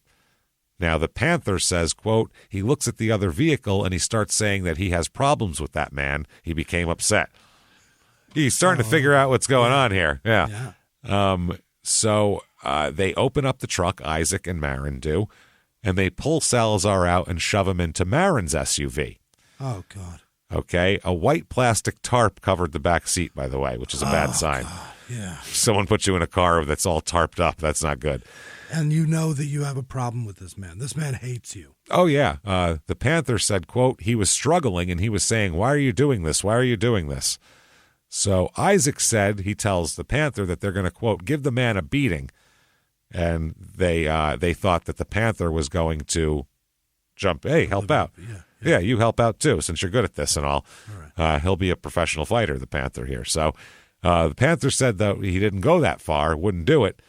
He said while everybody else put him in Marin's SUV, the Panther said he started up the rental truck and drove off and went home. Okay. All right. Took off. He said, quote, I was scared.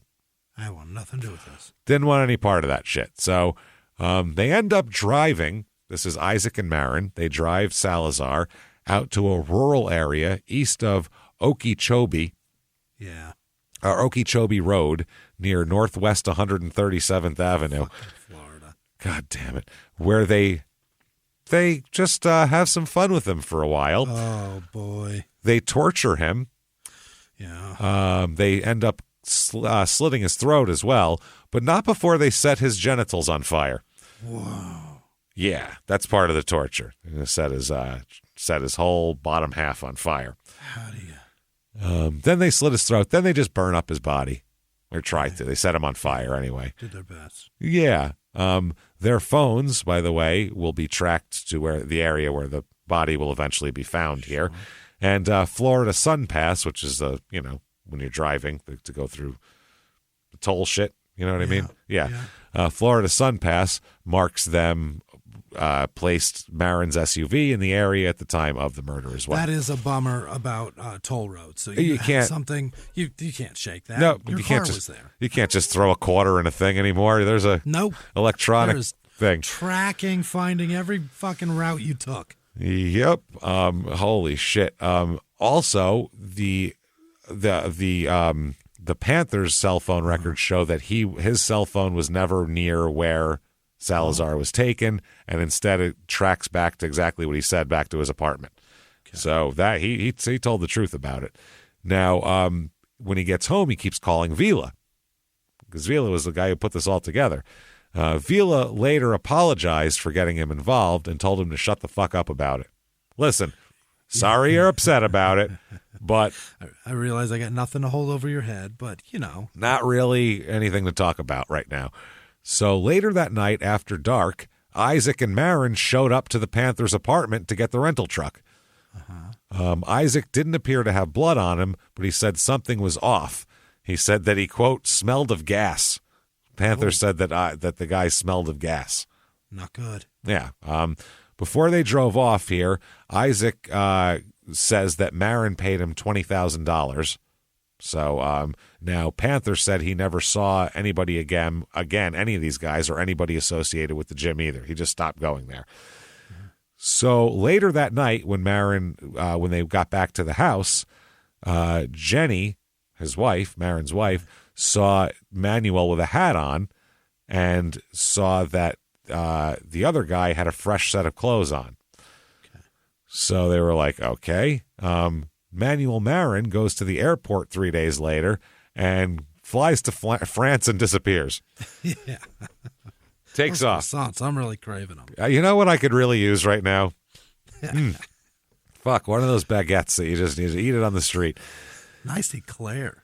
So the next day, June 2nd, 2011, the burned and mutilated body of Camilo Salazar is found in the Florida Everglades. The medical examiner said that Salazar's hands had been bound and that he received multiple blows to the face and head, which resulted in a fractured skull and jaw. And Jesus. They said that a hard object like a golf club was used during the beating. Holy. Not like anyone in Florida has golf clubs, right? Right. So he said after he was beaten, Salazar's throat was slit with a knife or a box cutter, and they said he was still alive and that he kneeled over onto his back, and after this, gasoline was poured onto his genitals and a fire was lit. They believe he was still alive when that happened. So that's crazy.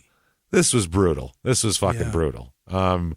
His truck, which is a 2002 Chevy Trailblazer, was found parked where they had it there originally. So, wow. This is interesting. Now, in the business area where he disappeared, right outside his wife's office there, they said that the police never interviewed anybody around there. They shouldn't. No, the press came around and asked. Anything there? No, I mean, it's just the site of the kidnapping. He was just taken off the streets in broad fucking daylight at 10:30 in the morning. Nobody would have seen that, right? I mean, honestly, really?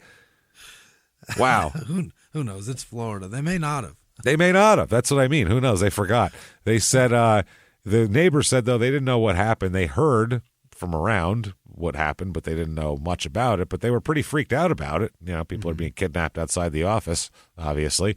So this is right across the street from the baseball fields and tennis courts used by the local Boys and Girls Club. So, perfect. You know, yeah. They do say that other than a few vagrants in the area, there's really been no serious crime, though. It's not a big deal. Police don't realize that the disappearance is linked with this body because they don't know who this person is until a day later. And then they get an ID from the medical examiner, and they go, "Oh, okay, that's what that is here." His pastor called him a wonderful human being and said, "We're all just in a state of shock." Sure. The director of the church's art show, they said, quote, I need to respect their wishes and not talk anymore about it. They're blown away by it, how bad this is. Yeah. So September 24th, 2011, BFC Bellator Fighting Championships 51. Yeah. They don't know who did this. They just know he's out there, found in a field. There's no anything to go with this other than, shit, how do we figure this out? So he fights, Vila fights Joe Warren, who's 7-1. He's a 15-8 career fighter. This is 1 minute and 4 seconds into the first round. Alexis wins by KO with a punch, so knocks his ass out. Fantastic. October 22nd, 2011, he is in the Cocopah Casino in Yuma, Arizona. Yikes. Oh, my God. Good Lord. I'd rather do it in a parking lot anywhere else. Jesus. This is Bellator Fighting Championships 55, where he fights Marcos Loro Galvayo. 10-4 coming in. This is a split decision. Goes all the whole distance. Split decision, but a win for Alexis. He's 11-0. Look, it's exhausting being in Yuma. You can't. It'll have much. It'll suck the will to live out of you. I was going to say, when your brain doesn't work, then your body is going to follow. So, November 26, 2011, Caesars Hotel and Casino, Atlantic City, New Jersey. Oh. Bellator Fighting Championships 59. He fights Eduardo Dudu Dantas. Dudu. D-U-D-U, not not D-O-O-D-O-O, but still, Dudu is not a great name. He's 12-2 coming into this fight. 23-7 he'll be for his career. This fight goes the whole distance, and it is a unanimous decision loss for Alexis. So really, that's his first loss. Yeah, not Dudu great. Shitted on him. Dudu shitted on his whole plan. He is 40, so I mean, it's not easy. You ready to go professional MMA fighting right now, Jimmy? That on your horizon? He's 4 inches smaller than me. No way. 4? Come on, Jimmy. So, April 13th, 2012, Boardwalk Hall, Atlantic City, New Jersey, Bellator Fighting Championship 65. He fights Luis Alberto Nogueira. Nogueira. 11-2 coming in. And this one will go the distance again. Unanimous decision, loss again for Alexis. So it's over. 11-2 now. He's fucking all up. April 26, 2012. He gets married, though, because you know how things go. And we always say in crime and sports, when everything is going well, when you've just participated in a horrible kidnap, torture, murder, and your career is in the shitter, and you're 40 years old and well aged out of your career as well, things are going well. You need to get married. Add another person to this mix. That's all that will help. A man named Dudu has ruined your life. Dudu beat you, but Adriana marries you. So they get married in Miami, but they later divorce pretty quickly. Of course, we'll find out why. She later married and is still married currently to Joel Casamayor, the boxer. So is that right? Yeah, another Cuban too. Also, Alexis has a daughter in Cuba somewhere. Really? So before he left, he had a daughter.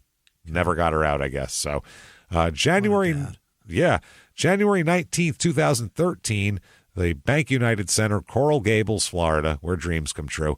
This is CFA 9, Night of Champions. He fights Josh the Gremlin Sampo, who's 8-2. And it's in the 5th round. The other ones were 3-rounders. This is 5. 2 minutes and 26 seconds into the 5th round, Alexis loses by submission to a guillotine choke. So 11-3. Not going well. No. May 24th, 2013, in Coral Gables again, he fights Czar Sklavos, known as, his name is Czar, like Czar, C-Z-A-R, Czar Sklavos. His nickname? Guess. I'll give you.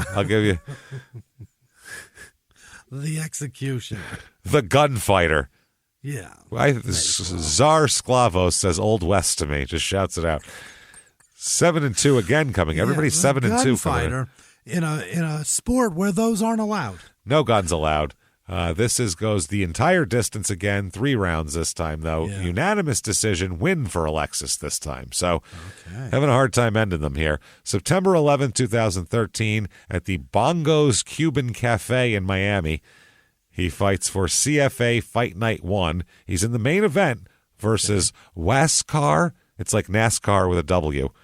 Waskar Cruz, known as Elmer Fudd's kid. Waskar. Yeah, he's a wascally Waskar wabbit. I hate Waskar. His nickname La Avispa. He's 5-2 coming in. And this is a win for Alexis, submission with a guillotine choke in the first round. October 26, 2013, back in Coral Gables, fighting Josh Reddinghouse, known as The Finisher. Yeah. Well, where are you going to finish, Chief? Hopefully it's not on me. What's his record? His finishing move is once you're knocked out, he stands over you and fucking busts one on your... Yeah. stands over and turns it into a bukkake film. 9-2 coming in. Not bad. Hey. This is a unanimous decision. Loss again. And it was tough. He had to take the finisher after that, poor Alexis. So he was very upset after this match. This is leaving with goo on him. That's right. 13-4. January 18th, 2014, Seminole Hard Rock Hotel and Casino, Hollywood, Florida. And this is the World Series of Fighting 8. Okay. He fights Sidemar Honario. Okay.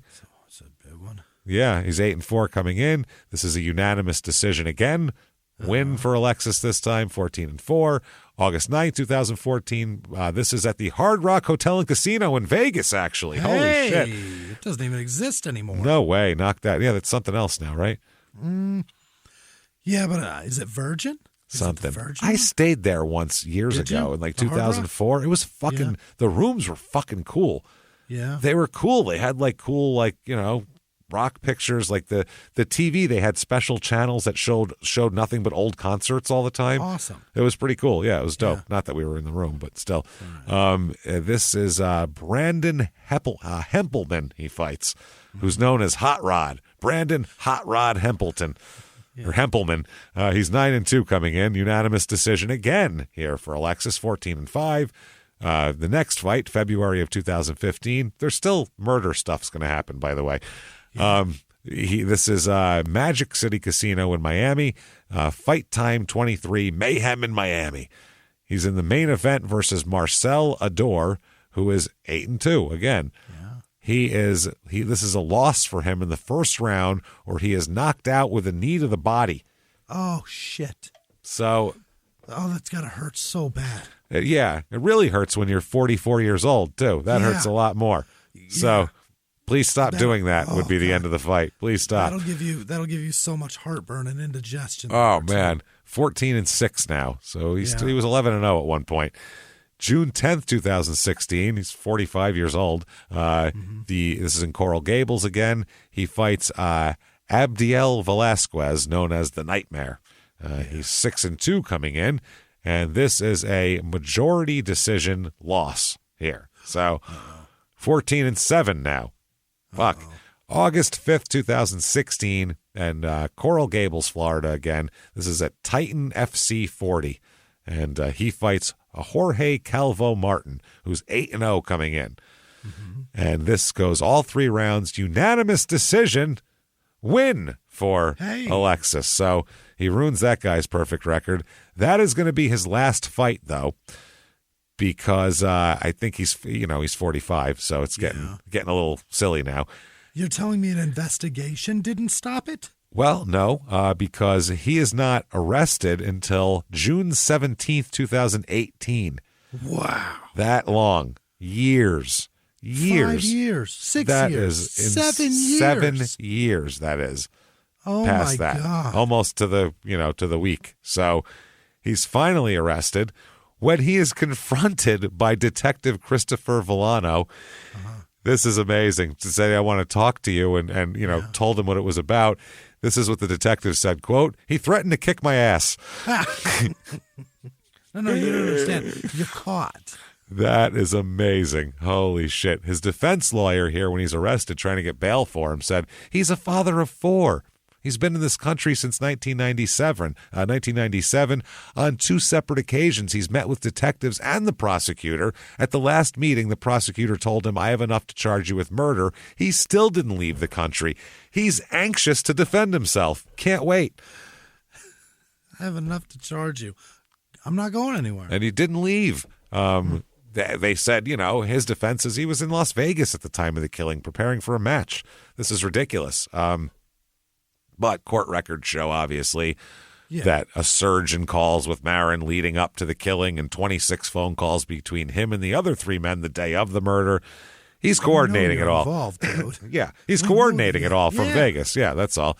On 2 occasions, homicide detectives confronted him about the calls, and the one detective who was threatened to have his ass kicked said he didn't specifically explain them. And they said the substance of those phone calls, you don't know what they were about, And he said he doesn't. That's in court. So his defense was those phone calls could have been anything. Yeah, in the middle of a murder, they oftentimes call and say, hey, what's that recipe for your rigatoni? I forgot. How much garlic do you think? The previous week, they all watched The Naked Gun together, and they've just been calling back and forth with, like, lines from it, and, you know, it's been a real, they're like, how did we not see this movie for 30 fucking years, man? 30 years I never saw this movie. It's been great, forever. I don't know why I gave him Shawarma Man's accent, but there you go.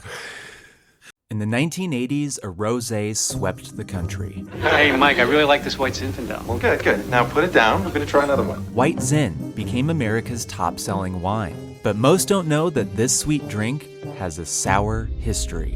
What began in 1986 with counterfeit bottles. A big fraud, a multi-million-dollar fraud. Sent investigators chasing one of the most powerful families in the business, the Licciardis. But the closer the feds got to them, the more dangerous things became. It's a story of deceit. At the time, I was paranoid. Threats. You touch my kids, I will kill you. And murder. With a .22 caliber bullet to the head. What started with a scheme to mislabel wine spilled into a blood-soaked battle for succession. Welcome to Bloodvines. You can binge listen to Bloodvines exclusively and ad-free on Wondery Plus. Join Wondery Plus in the Wondery app, Apple Podcasts, or Spotify. He was hip-hop's biggest mogul, the man who redefined fame, fortune, and the music industry. The first male rapper to be honored on the Hollywood Walk of Fame, Sean Diddy Combs. Diddy built an empire and lived a life most people only dream about. Everybody know ain't no party like a Diddy party, so. Yeah, that's what's up. But just as quickly as his empire rose, it came crashing down. Today I'm announcing the unsealing of a 3-count indictment, charging Sean Combs with racketeering conspiracy, sex trafficking, interstate transportation for prostitution. I was up. I hit rock bottom, but I make no excuses. I'm disgusted. I'm so sorry. Until you're wearing an orange jumpsuit, it's not real. Now it's real. From his meteoric rise to his shocking fall from grace, from law and crime, this is the rise and fall of Diddy. Listen to the rise and fall of Diddy exclusively with Wondery Plus. So Colin saying shit like, don't call me Shirley. He's like, that wasn't even in the movie. It wasn't even in the movie. So Jenny Marin said her husband was constantly on the phone during a yacht trip they took in May 2011, right before the murder in the Bahamas. And when they returned to their waterfront home on June 1st, 2011, Marin ran out with one of his employees, Antonio Hernandez. That's the unidentified man. Alexis is arrested, charged with second-degree murder involving a conspiracy and weapon. Wow. He is in deep shit there. And his lawyer very simply said, quote, my client was in Las Vegas and really had nothing to do with it. So they're calling you in the midst of this. I don't know what to tell you here. He's being held without bail for this as well. They're going to try to claim butt dialing or something? They're going to say they're just chatting, man. Friends talk to each other. Wow. So it's wild. So he's not going to be able to get out of jail here. They said that he certainly has the ability to leave the country. Right. August 28th, 2018, Marin finally turns himself in. Really? Because he's been on the lam for years. They've been looking to talk to him, and he's been on the lam. France. Yeah, he's wanted there. He turned himself in to Spanish authorities outside the U.S. Embassy in Madrid, Spain. Wow. On that day, he was about traveling. Yeah, that's what he's been doing. He was about to enter the agency center when police officers assigned there grew suspicious of his activities, and he tried to avoid them before they were able to grab him and run a background check, and then said, oh, Jesus Christ, look at this. So they said that he had actually exhausted his visitor's permit in Spain. That's why they were holding him. And then the officers noticed that the FBI was seeking his arrest for murder. So they were like, hey, look at this. Hey, bad guy. Yeah, so they detained him on the spot. So November 6th, 2019, shit's going on in court. So they said it was orchestrated by Manuel Marin, who believed the affair was going on, like we said. Marin had known Vila because he originally gave him a job stocking shelves when he first came to the country here. And also, Vila had trained his son in wrestling as well. Trained Marin's son in wrestling. Also, Vila invested in the wrestling studio for Vila. Or Marin invested in the Vila studio. So they all said he was like a father figure to Vila. Right. So he did all of this. He got him here on a ship. So when Marin asks him for a favor, you better fucking do it. You're going to have to do it. Yeah, that's how it works. So that's what he does. And he fled to Spain, into France, and then Spain. And he is extradited to Florida, obviously. Yeah. And when they look into the whole thing, they say that they find out that Jenny was apparently an old girlfriend of Camilo's from way back, of Salazar's, and they had been they had been reconnecting here, and so that was the whole thing here. Now, Alexis is pretty fucked. Obviously, he's in deep shit. He's in deep shit. He's could have killed many people driving through an airport. Sure, he plotted to have a man tortured and killed here. He is really dangerous to a lot of people. Anyone around him. And he's got 4 kids. Jesus, thanks a lot. I feel bad for those kids, you know what I mean? Sure. Feel bad for all these people, Jimmie. But not nearly as bad as I feel for Alexis Vila, commercial director at GOATCH. It's in capital letters here. He used to work for Adidas. This is in the greater Barcelona metropolitan area. In Spain. Alexis Vila. I don't know what this is because it's in Spanish, but he's in the Toulouse metropolitan area. Terrific. So there you go. Alexis Vila, Executivo de Ventas and Business BCN. So there's that. It's a busy person. And Alexis Vila, student at ESADE Business School in Barcelona. So there's all sorts of Alexis Vilas running around. Sure also, Alexis Perdomo, if you prefer his full name, he's a bachelor. He has a bachelor's degree focused on international business and finance, communication, and global studies from Drury University, and he is in the Springfield, Branson, Missouri area at this point. And Alexis Vila, a lady who is the senior director of UHN Connected Care and Ultim Health in Toronto, Ontario. She's a very nice-looking blonde lady. Terrible murderer.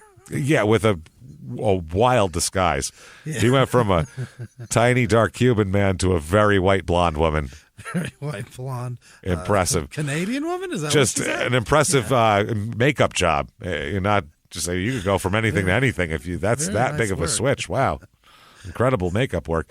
So in court here, the Panther is the star witness. He saw it all. He was there for it all and didn't participate in any of it. So, wow. It's pretty interesting. He's also going to get a reduced sentence, but he's going to have to do some jail as well here. Sing for us. His MMA record, by the way, was 8-9, the Panther. So, 15-7 for Alexis. Not bad. He after this whole murder, took his wife and moved to Vancouver. Mm-hmm. And then a year before this, Vila messaged him on Facebook to tell him that the police had issued him a subpoena. Hey, guess what? Let's talk about this on an easily accessible social media direct messaging thing here. So they end up finding him, and the Panther comes back. He voluntarily returned to Miami after years on the run in Vancouver, pleaded guilty, and agreed to spend 36 months in prison in exchange for his testimony. He was a part of a murder, so, I mean, they could have charged him with murder. 3 years. 3 years. I mean, I don't know if that's parole, half of that he's going to do. I don't know. Or even, 28 months, who knows. 3 years is even light. That's light. He participated in a fucking murder. He helped kidnap a man, for fuck's sake. He saw what dick and balls look like when they get lit on fire. Well, no, he left before that. He took off before that. That was actually... corroborated by the phone records that he didn't see that. But he was there during the kidnapping and some torture, probably. Yeah, he knew what was going on. Yeah, he knew what was going on. So, he testifies that he was duped into serving as the muscle for this, and he didn't want to. He said, "I didn't do anything to stop the kidnapping," he said in court. That's one of the things he said. So he was trying to do that. He's lost his job as a welder and he said he's been having a hard time living as a fugitive. After news broke that he'd been implicated and had a subpoena, he lost his job as a welder and almost committed suicide by throwing himself in front of a train, he testified. Cancel culture again. Oh, yeah. All I did was one little murder 7 years ago. Comes back to bite me, and guess what? See what happens? My whole life's ruined? This is bullshit. Oh, what's just one murder? You participate in one horrible kidnap torture murder, and it's like, they're never going to stop with you about that. Unbelievable. So they said, why'd you decide to tell the truth? And he said, I wanted to feel right. I was carrying all the weight of what happened. And they offered me a pretty good deal. So right. And I've only got to serve 3 years. That's it. So he testified against Perdomo, Vila, Roberto Isaac, Marin, all of them. Does all the trials here. And they said he was, quote, balding and haggard, sporting a thin beard, glasses, and a red jumpsuit reserved for high-profile inmates. He spoke softly and with a slight stutter. That's the Panther's description by the newspaper. Sounds like me. Sporting, well, not a thin beard. No, it's pretty thick. Yeah, you got a thin, yeah. I'll give you glasses and, I don't know, slap a red jumpsuit on you. Balding. Balding, I guess, but not haggard. So, no, you're fine. So they said, they asked him, the defense lawyers said, they cast him as a liar. They said, you're just trying to get a deal. That's your only thing here. And, blah, blah, blah. He, by the way, when he first came over here, the Panther, he had fled Cuba in 94 on a raft, spending 6 days at sea before the Coast Guard picked him up. My God. Yeah, that was how he got there. His wife and son drowned months later while trying to follow him in the same journey. Oh, my God. So he had remarried, and he was depressed after that. Torture. He got into fighting and trained in judo and wrestling, and that's how he started with Vila, and that's how he started getting his life back here. He said he won they said he won his first 4 bouts, and he said, now I can go for my dream. This is why I'm here. And then he didn't do very well after that. So 8-9 record, and then he's in a murder plot, getting fired as a wrestler. Now, he said that he was training with the Young Tigers in Kendall. Vila walked in with Isaac and introduced him to a longtime friend who was a gang member. That's the unknown guy, quote unquote, sure. Hernandez. The Panther will say he was a Latin king, and they said that they began discussing everything. And the Panther said, I don't know. I thought it was a normal job, like a supermarket job. He thought there was like a job, like a literal job. Well, he was like, I'll take a job, sure. I'll double bag everything. And they were like, this is really easy. Got any zip ties? I'm like, well, okay. That's weird. So, he explained the whole plot. He says that they drove to the office of the wife, and, they saw him walk into his car. And he said the Panther said when he saw Isaac put the zip ties on him, Panther said, I stood there frozen. I didn't know what to do. So then they handed the Panther the car keys and asked him to throw them in the man's car. That's when he touched the passenger side of the car. That's how they connected everything. That was the way they connected it all. It was boom, boom. Through Panther's thumbprint there. So then they did all of the things we told you about here. He said he kept trying to, get a hold of Vila and all that sort of thing. When they asked him to beat up Salazar, he said, quote, I said I'm not going to do that. He hasn't done anything to me. So that's when he took off, and they just figured they'd leave him alone. And because they're not like mob guys who would have said we got to kill this guy. Yeah, that's the thing. They're just mad this guy fucked his wife. So he said, this is Panther. I started the car quickly and I leave with the car. Later on, he said that when he called Vila angry, Vila said, quote, this is what Panther said, quote, he told me he was sorry for what happened. He also told me if I didn't touch Camilo, nothing was going to happen. He told me just to keep my mouth shut. Okay. Yeah. So they said that later that night, they showed up at Panther's apartment to pick up the rental, and Isaac told Panther that if he hadn't driven away, Marin was going to pay you $20,000. Oh. And that's when he says he smelled the gasoline and all that, and he would learn, what happened to him. And so he and his wife and his 3 kids fled to Vancouver, sought asylum there. He said he was afraid of not only the authorities, but the Latin kings as well. Right. His wife opened a hair salon. He was training MMA students and working as a welder. And then he said, I lost my job. I lost it all. My life was going downhill. I wanted to throw myself in front of a train. So he agreed to cooperate instead. So that's good. He laid out this whole story to the cops. His wife and children remain in Canada, and he won't be allowed to return there until after he finishes his sentence, obviously. Sure. And he says he doesn't know when he's going to see his wife and kids again. Either way, Vila is convicted of facilitating the whole thing, like we said. Evidence showed that he maintained phone contact and did all that kind of shit. So he is sentenced to, you, sir, may fuck off 15 years in prison. Wow. 15 years in prison. Surprisingly light. Yeah, because he was in the conspiracy of the whole thing, not the actual participant of the, physical torture. Now, Roberto Isaac and Marin are charged with second-degree murder with a deadly weapon, conspiracy, and kidnapping. There's a lot. Isaac is found guilty of the actual kidnapping and murder. He's sentenced to life in prison. Yep. For him, 36 months, like we said, for the Panther. And Manuel Marin here, he is charged with second-degree murder with a deadly weapon, conspiracy, and kidnapping, and sentenced to, you, sir, may fuck off, life in prison for that as well. So there's no way he's getting off. That's it. So that is where our guy remains. Of course. Can't get enough. I don't know. You can watch his fights on YouTube because he's not making much more news anytime soon. I don't think he's going to make another fight anytime soon. Unless he escapes the fucking prison like he got out of Cuba. It's the only thing I can see. He might not be fighting anymore. He might be finally done when he's in his 60s. He'll try probably, but doesn't mean he can do it. Holy shit, man. So that's a wild-ass story. That's crazy. All of it's crazy. He came over here. Happened. This sounds like I made the whole thing up, and I didn't. I'm not going to say, and I did, and it's a joke. It's not a joke. That's all true. That's crazy. From everything. Bananas. He came over here in the cargo, and he was. He's a medalist in the Olympics. He's not fighting till he's in his late 30s. It's the whole. None of it should have happened. It's crazy. And then fucking orchestrates a murder. Mm-hmm. Unbelievable. Because one guy is jealous that somebody's banging his wife. It's fucking insane, but what are you going to do? Yeah. There you go. There's Alexis, the Exorcist Vila, everybody. Wow, not letting us down this week, MMA. I'll tell you something.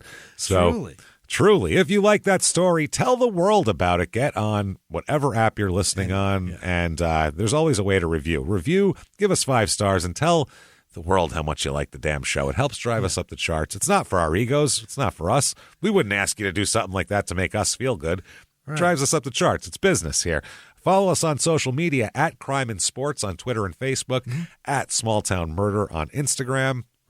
As well, you certainly want to head over to shutupandgivememurder.com Yes, you do. to get your tickets for all the live shows coming up. We cannot wait. Small Town Murder live shows, and the rest of the years go on sale. Still tickets for, obviously, the March shows, 2 shows in Seattle, 2 shows in Portland, and then in May we have Detroit and Pittsburgh. Those have been on sale, still on sale, but the rest of the year, Dallas, Boston, fucking Chicago, Minneapolis, San Diego, Salt Lake City, Denver, Atlanta, Charlotte, Dallas, all of you people.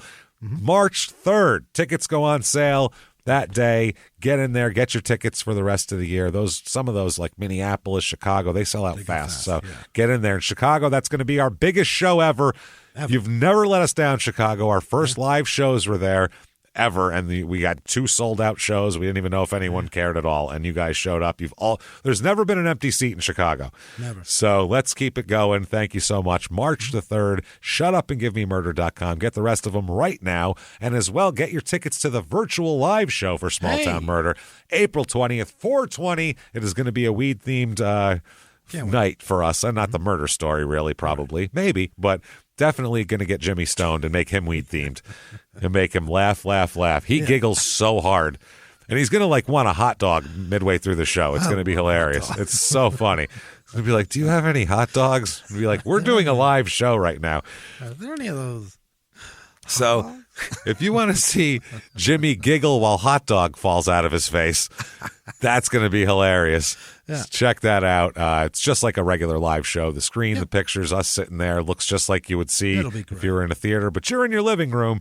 That is on April 20th, and it's available for a week after that as well. So you can purchase it any time in that week, and you can watch it as many times you want in that week. Right. But get in there and get those. ShutUpAndGiveMeMurder.com is where you do that. Patreon.com /crime and sports. That's where you get the bonus stuff.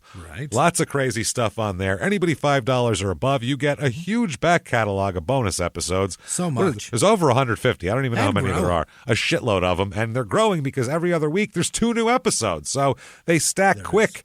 I'll tell you what, you end up getting 52 episodes a year out of that bad boy. And it's 1 crime and sports, 1 small town murder, and you get it all for the low, low price of $5 per month. So it's pretty good stuff. This week we're going to do, for crime and sports, we're going to explore the pictures that we always are sent of these death row baseball teams from like 1905. And it's these doomed souls, these men who are like, going to the electric chair next week, and they all have a uniform on, and there's like an 8-year-old kid sitting in front with a uniform on. And you're like, what is going on here? Why is this happening? And so we'll find out all about that.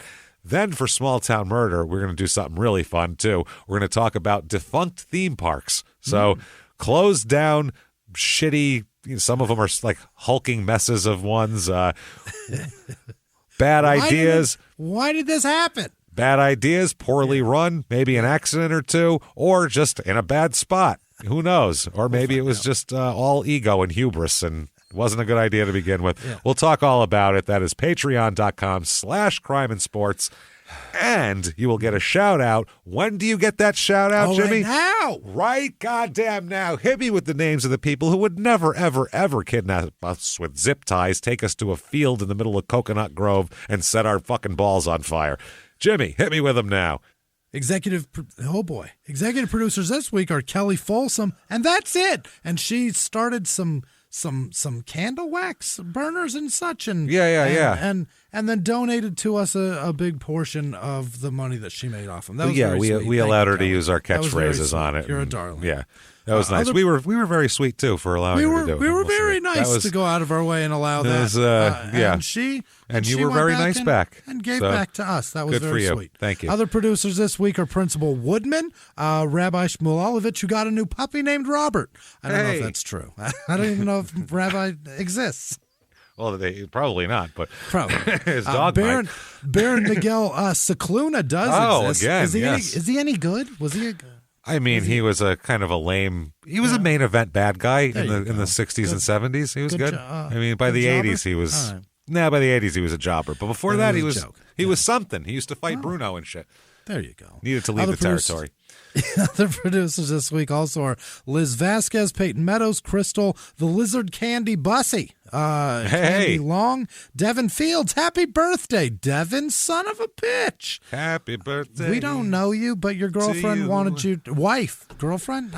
The gal This who you lady touch who has sex intimately with you wants to say you. Happy birthday to you. Happy birthday. Hey. Other producers continuing. I'm just singing background while you talk. That's good. I'm just doing a little hey. Like a muzak, a romantic soundtrack. That's how that song, Somebody Roll the Weed Up, goes. I'm going to play it for you. You're going to love it. Janice Hill, Carrie Klimek, the North Dakota Narcissism Society. Yes. Bud Permenter, Kevin Walters. Kevin Waters passed away, and he was one of our listeners. Oh, no. And his pal wanted us to mention him. Well, damn. So that sorry about it's that. Forever in the ether. There it is. Kevin Waters. Definitely. Wish we'd have met you. Wish I had Kevin drinks Waters. with you. Gabe Weilbrenner, LaTanya Mosley, Stacy Crone, Sam Stankiewicz, Haseen McCock.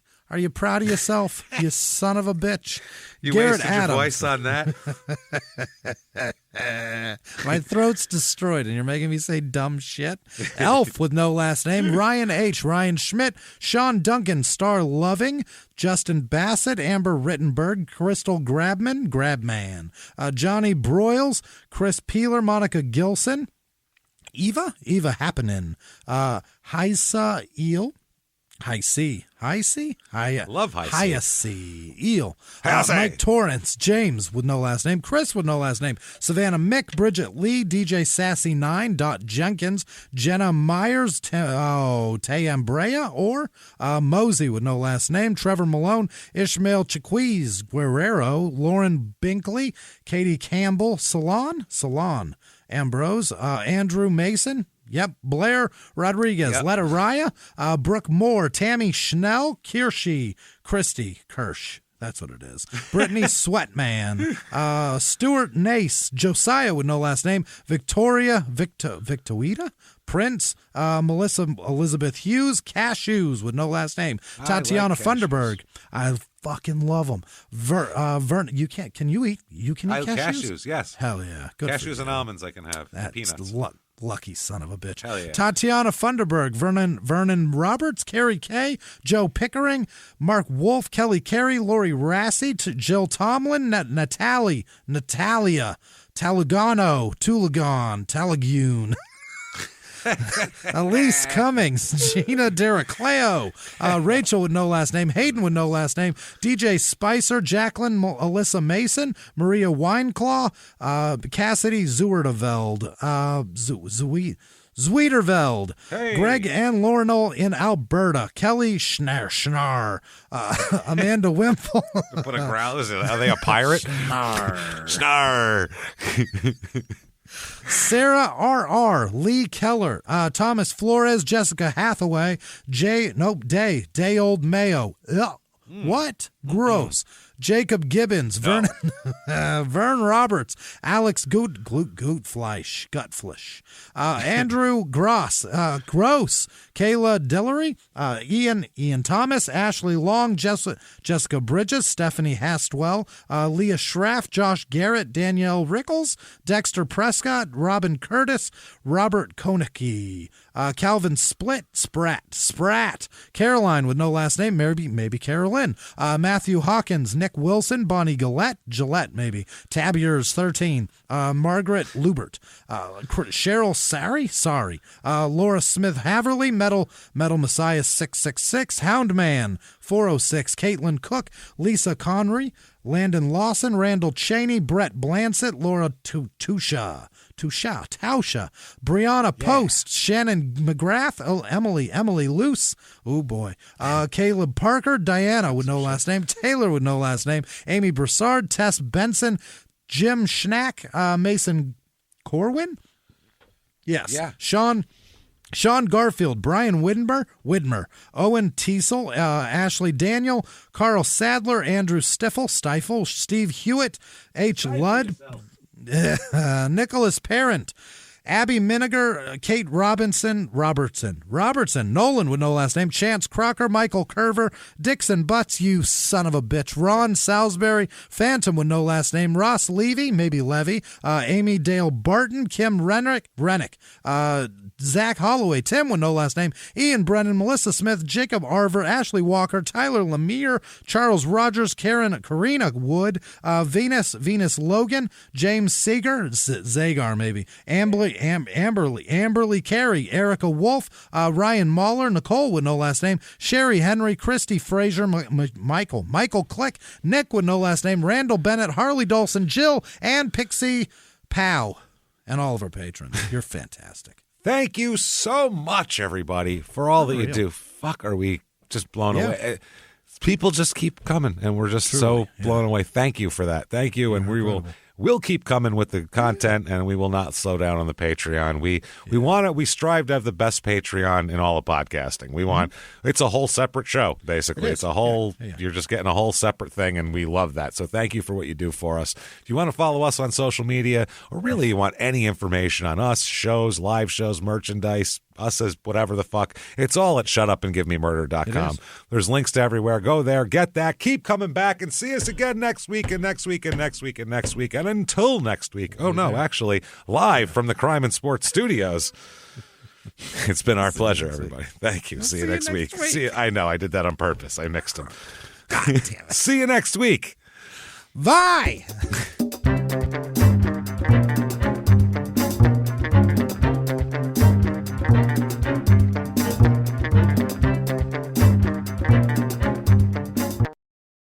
If you like crime and sports, you can listen early and ad-free now by joining Wondery Plus in the Wondery app or on Apple Podcasts. Prime members can listen early and ad-free on Amazon Music. Before you go, tell us about yourself by filling out a short survey at Wondery.com/survey.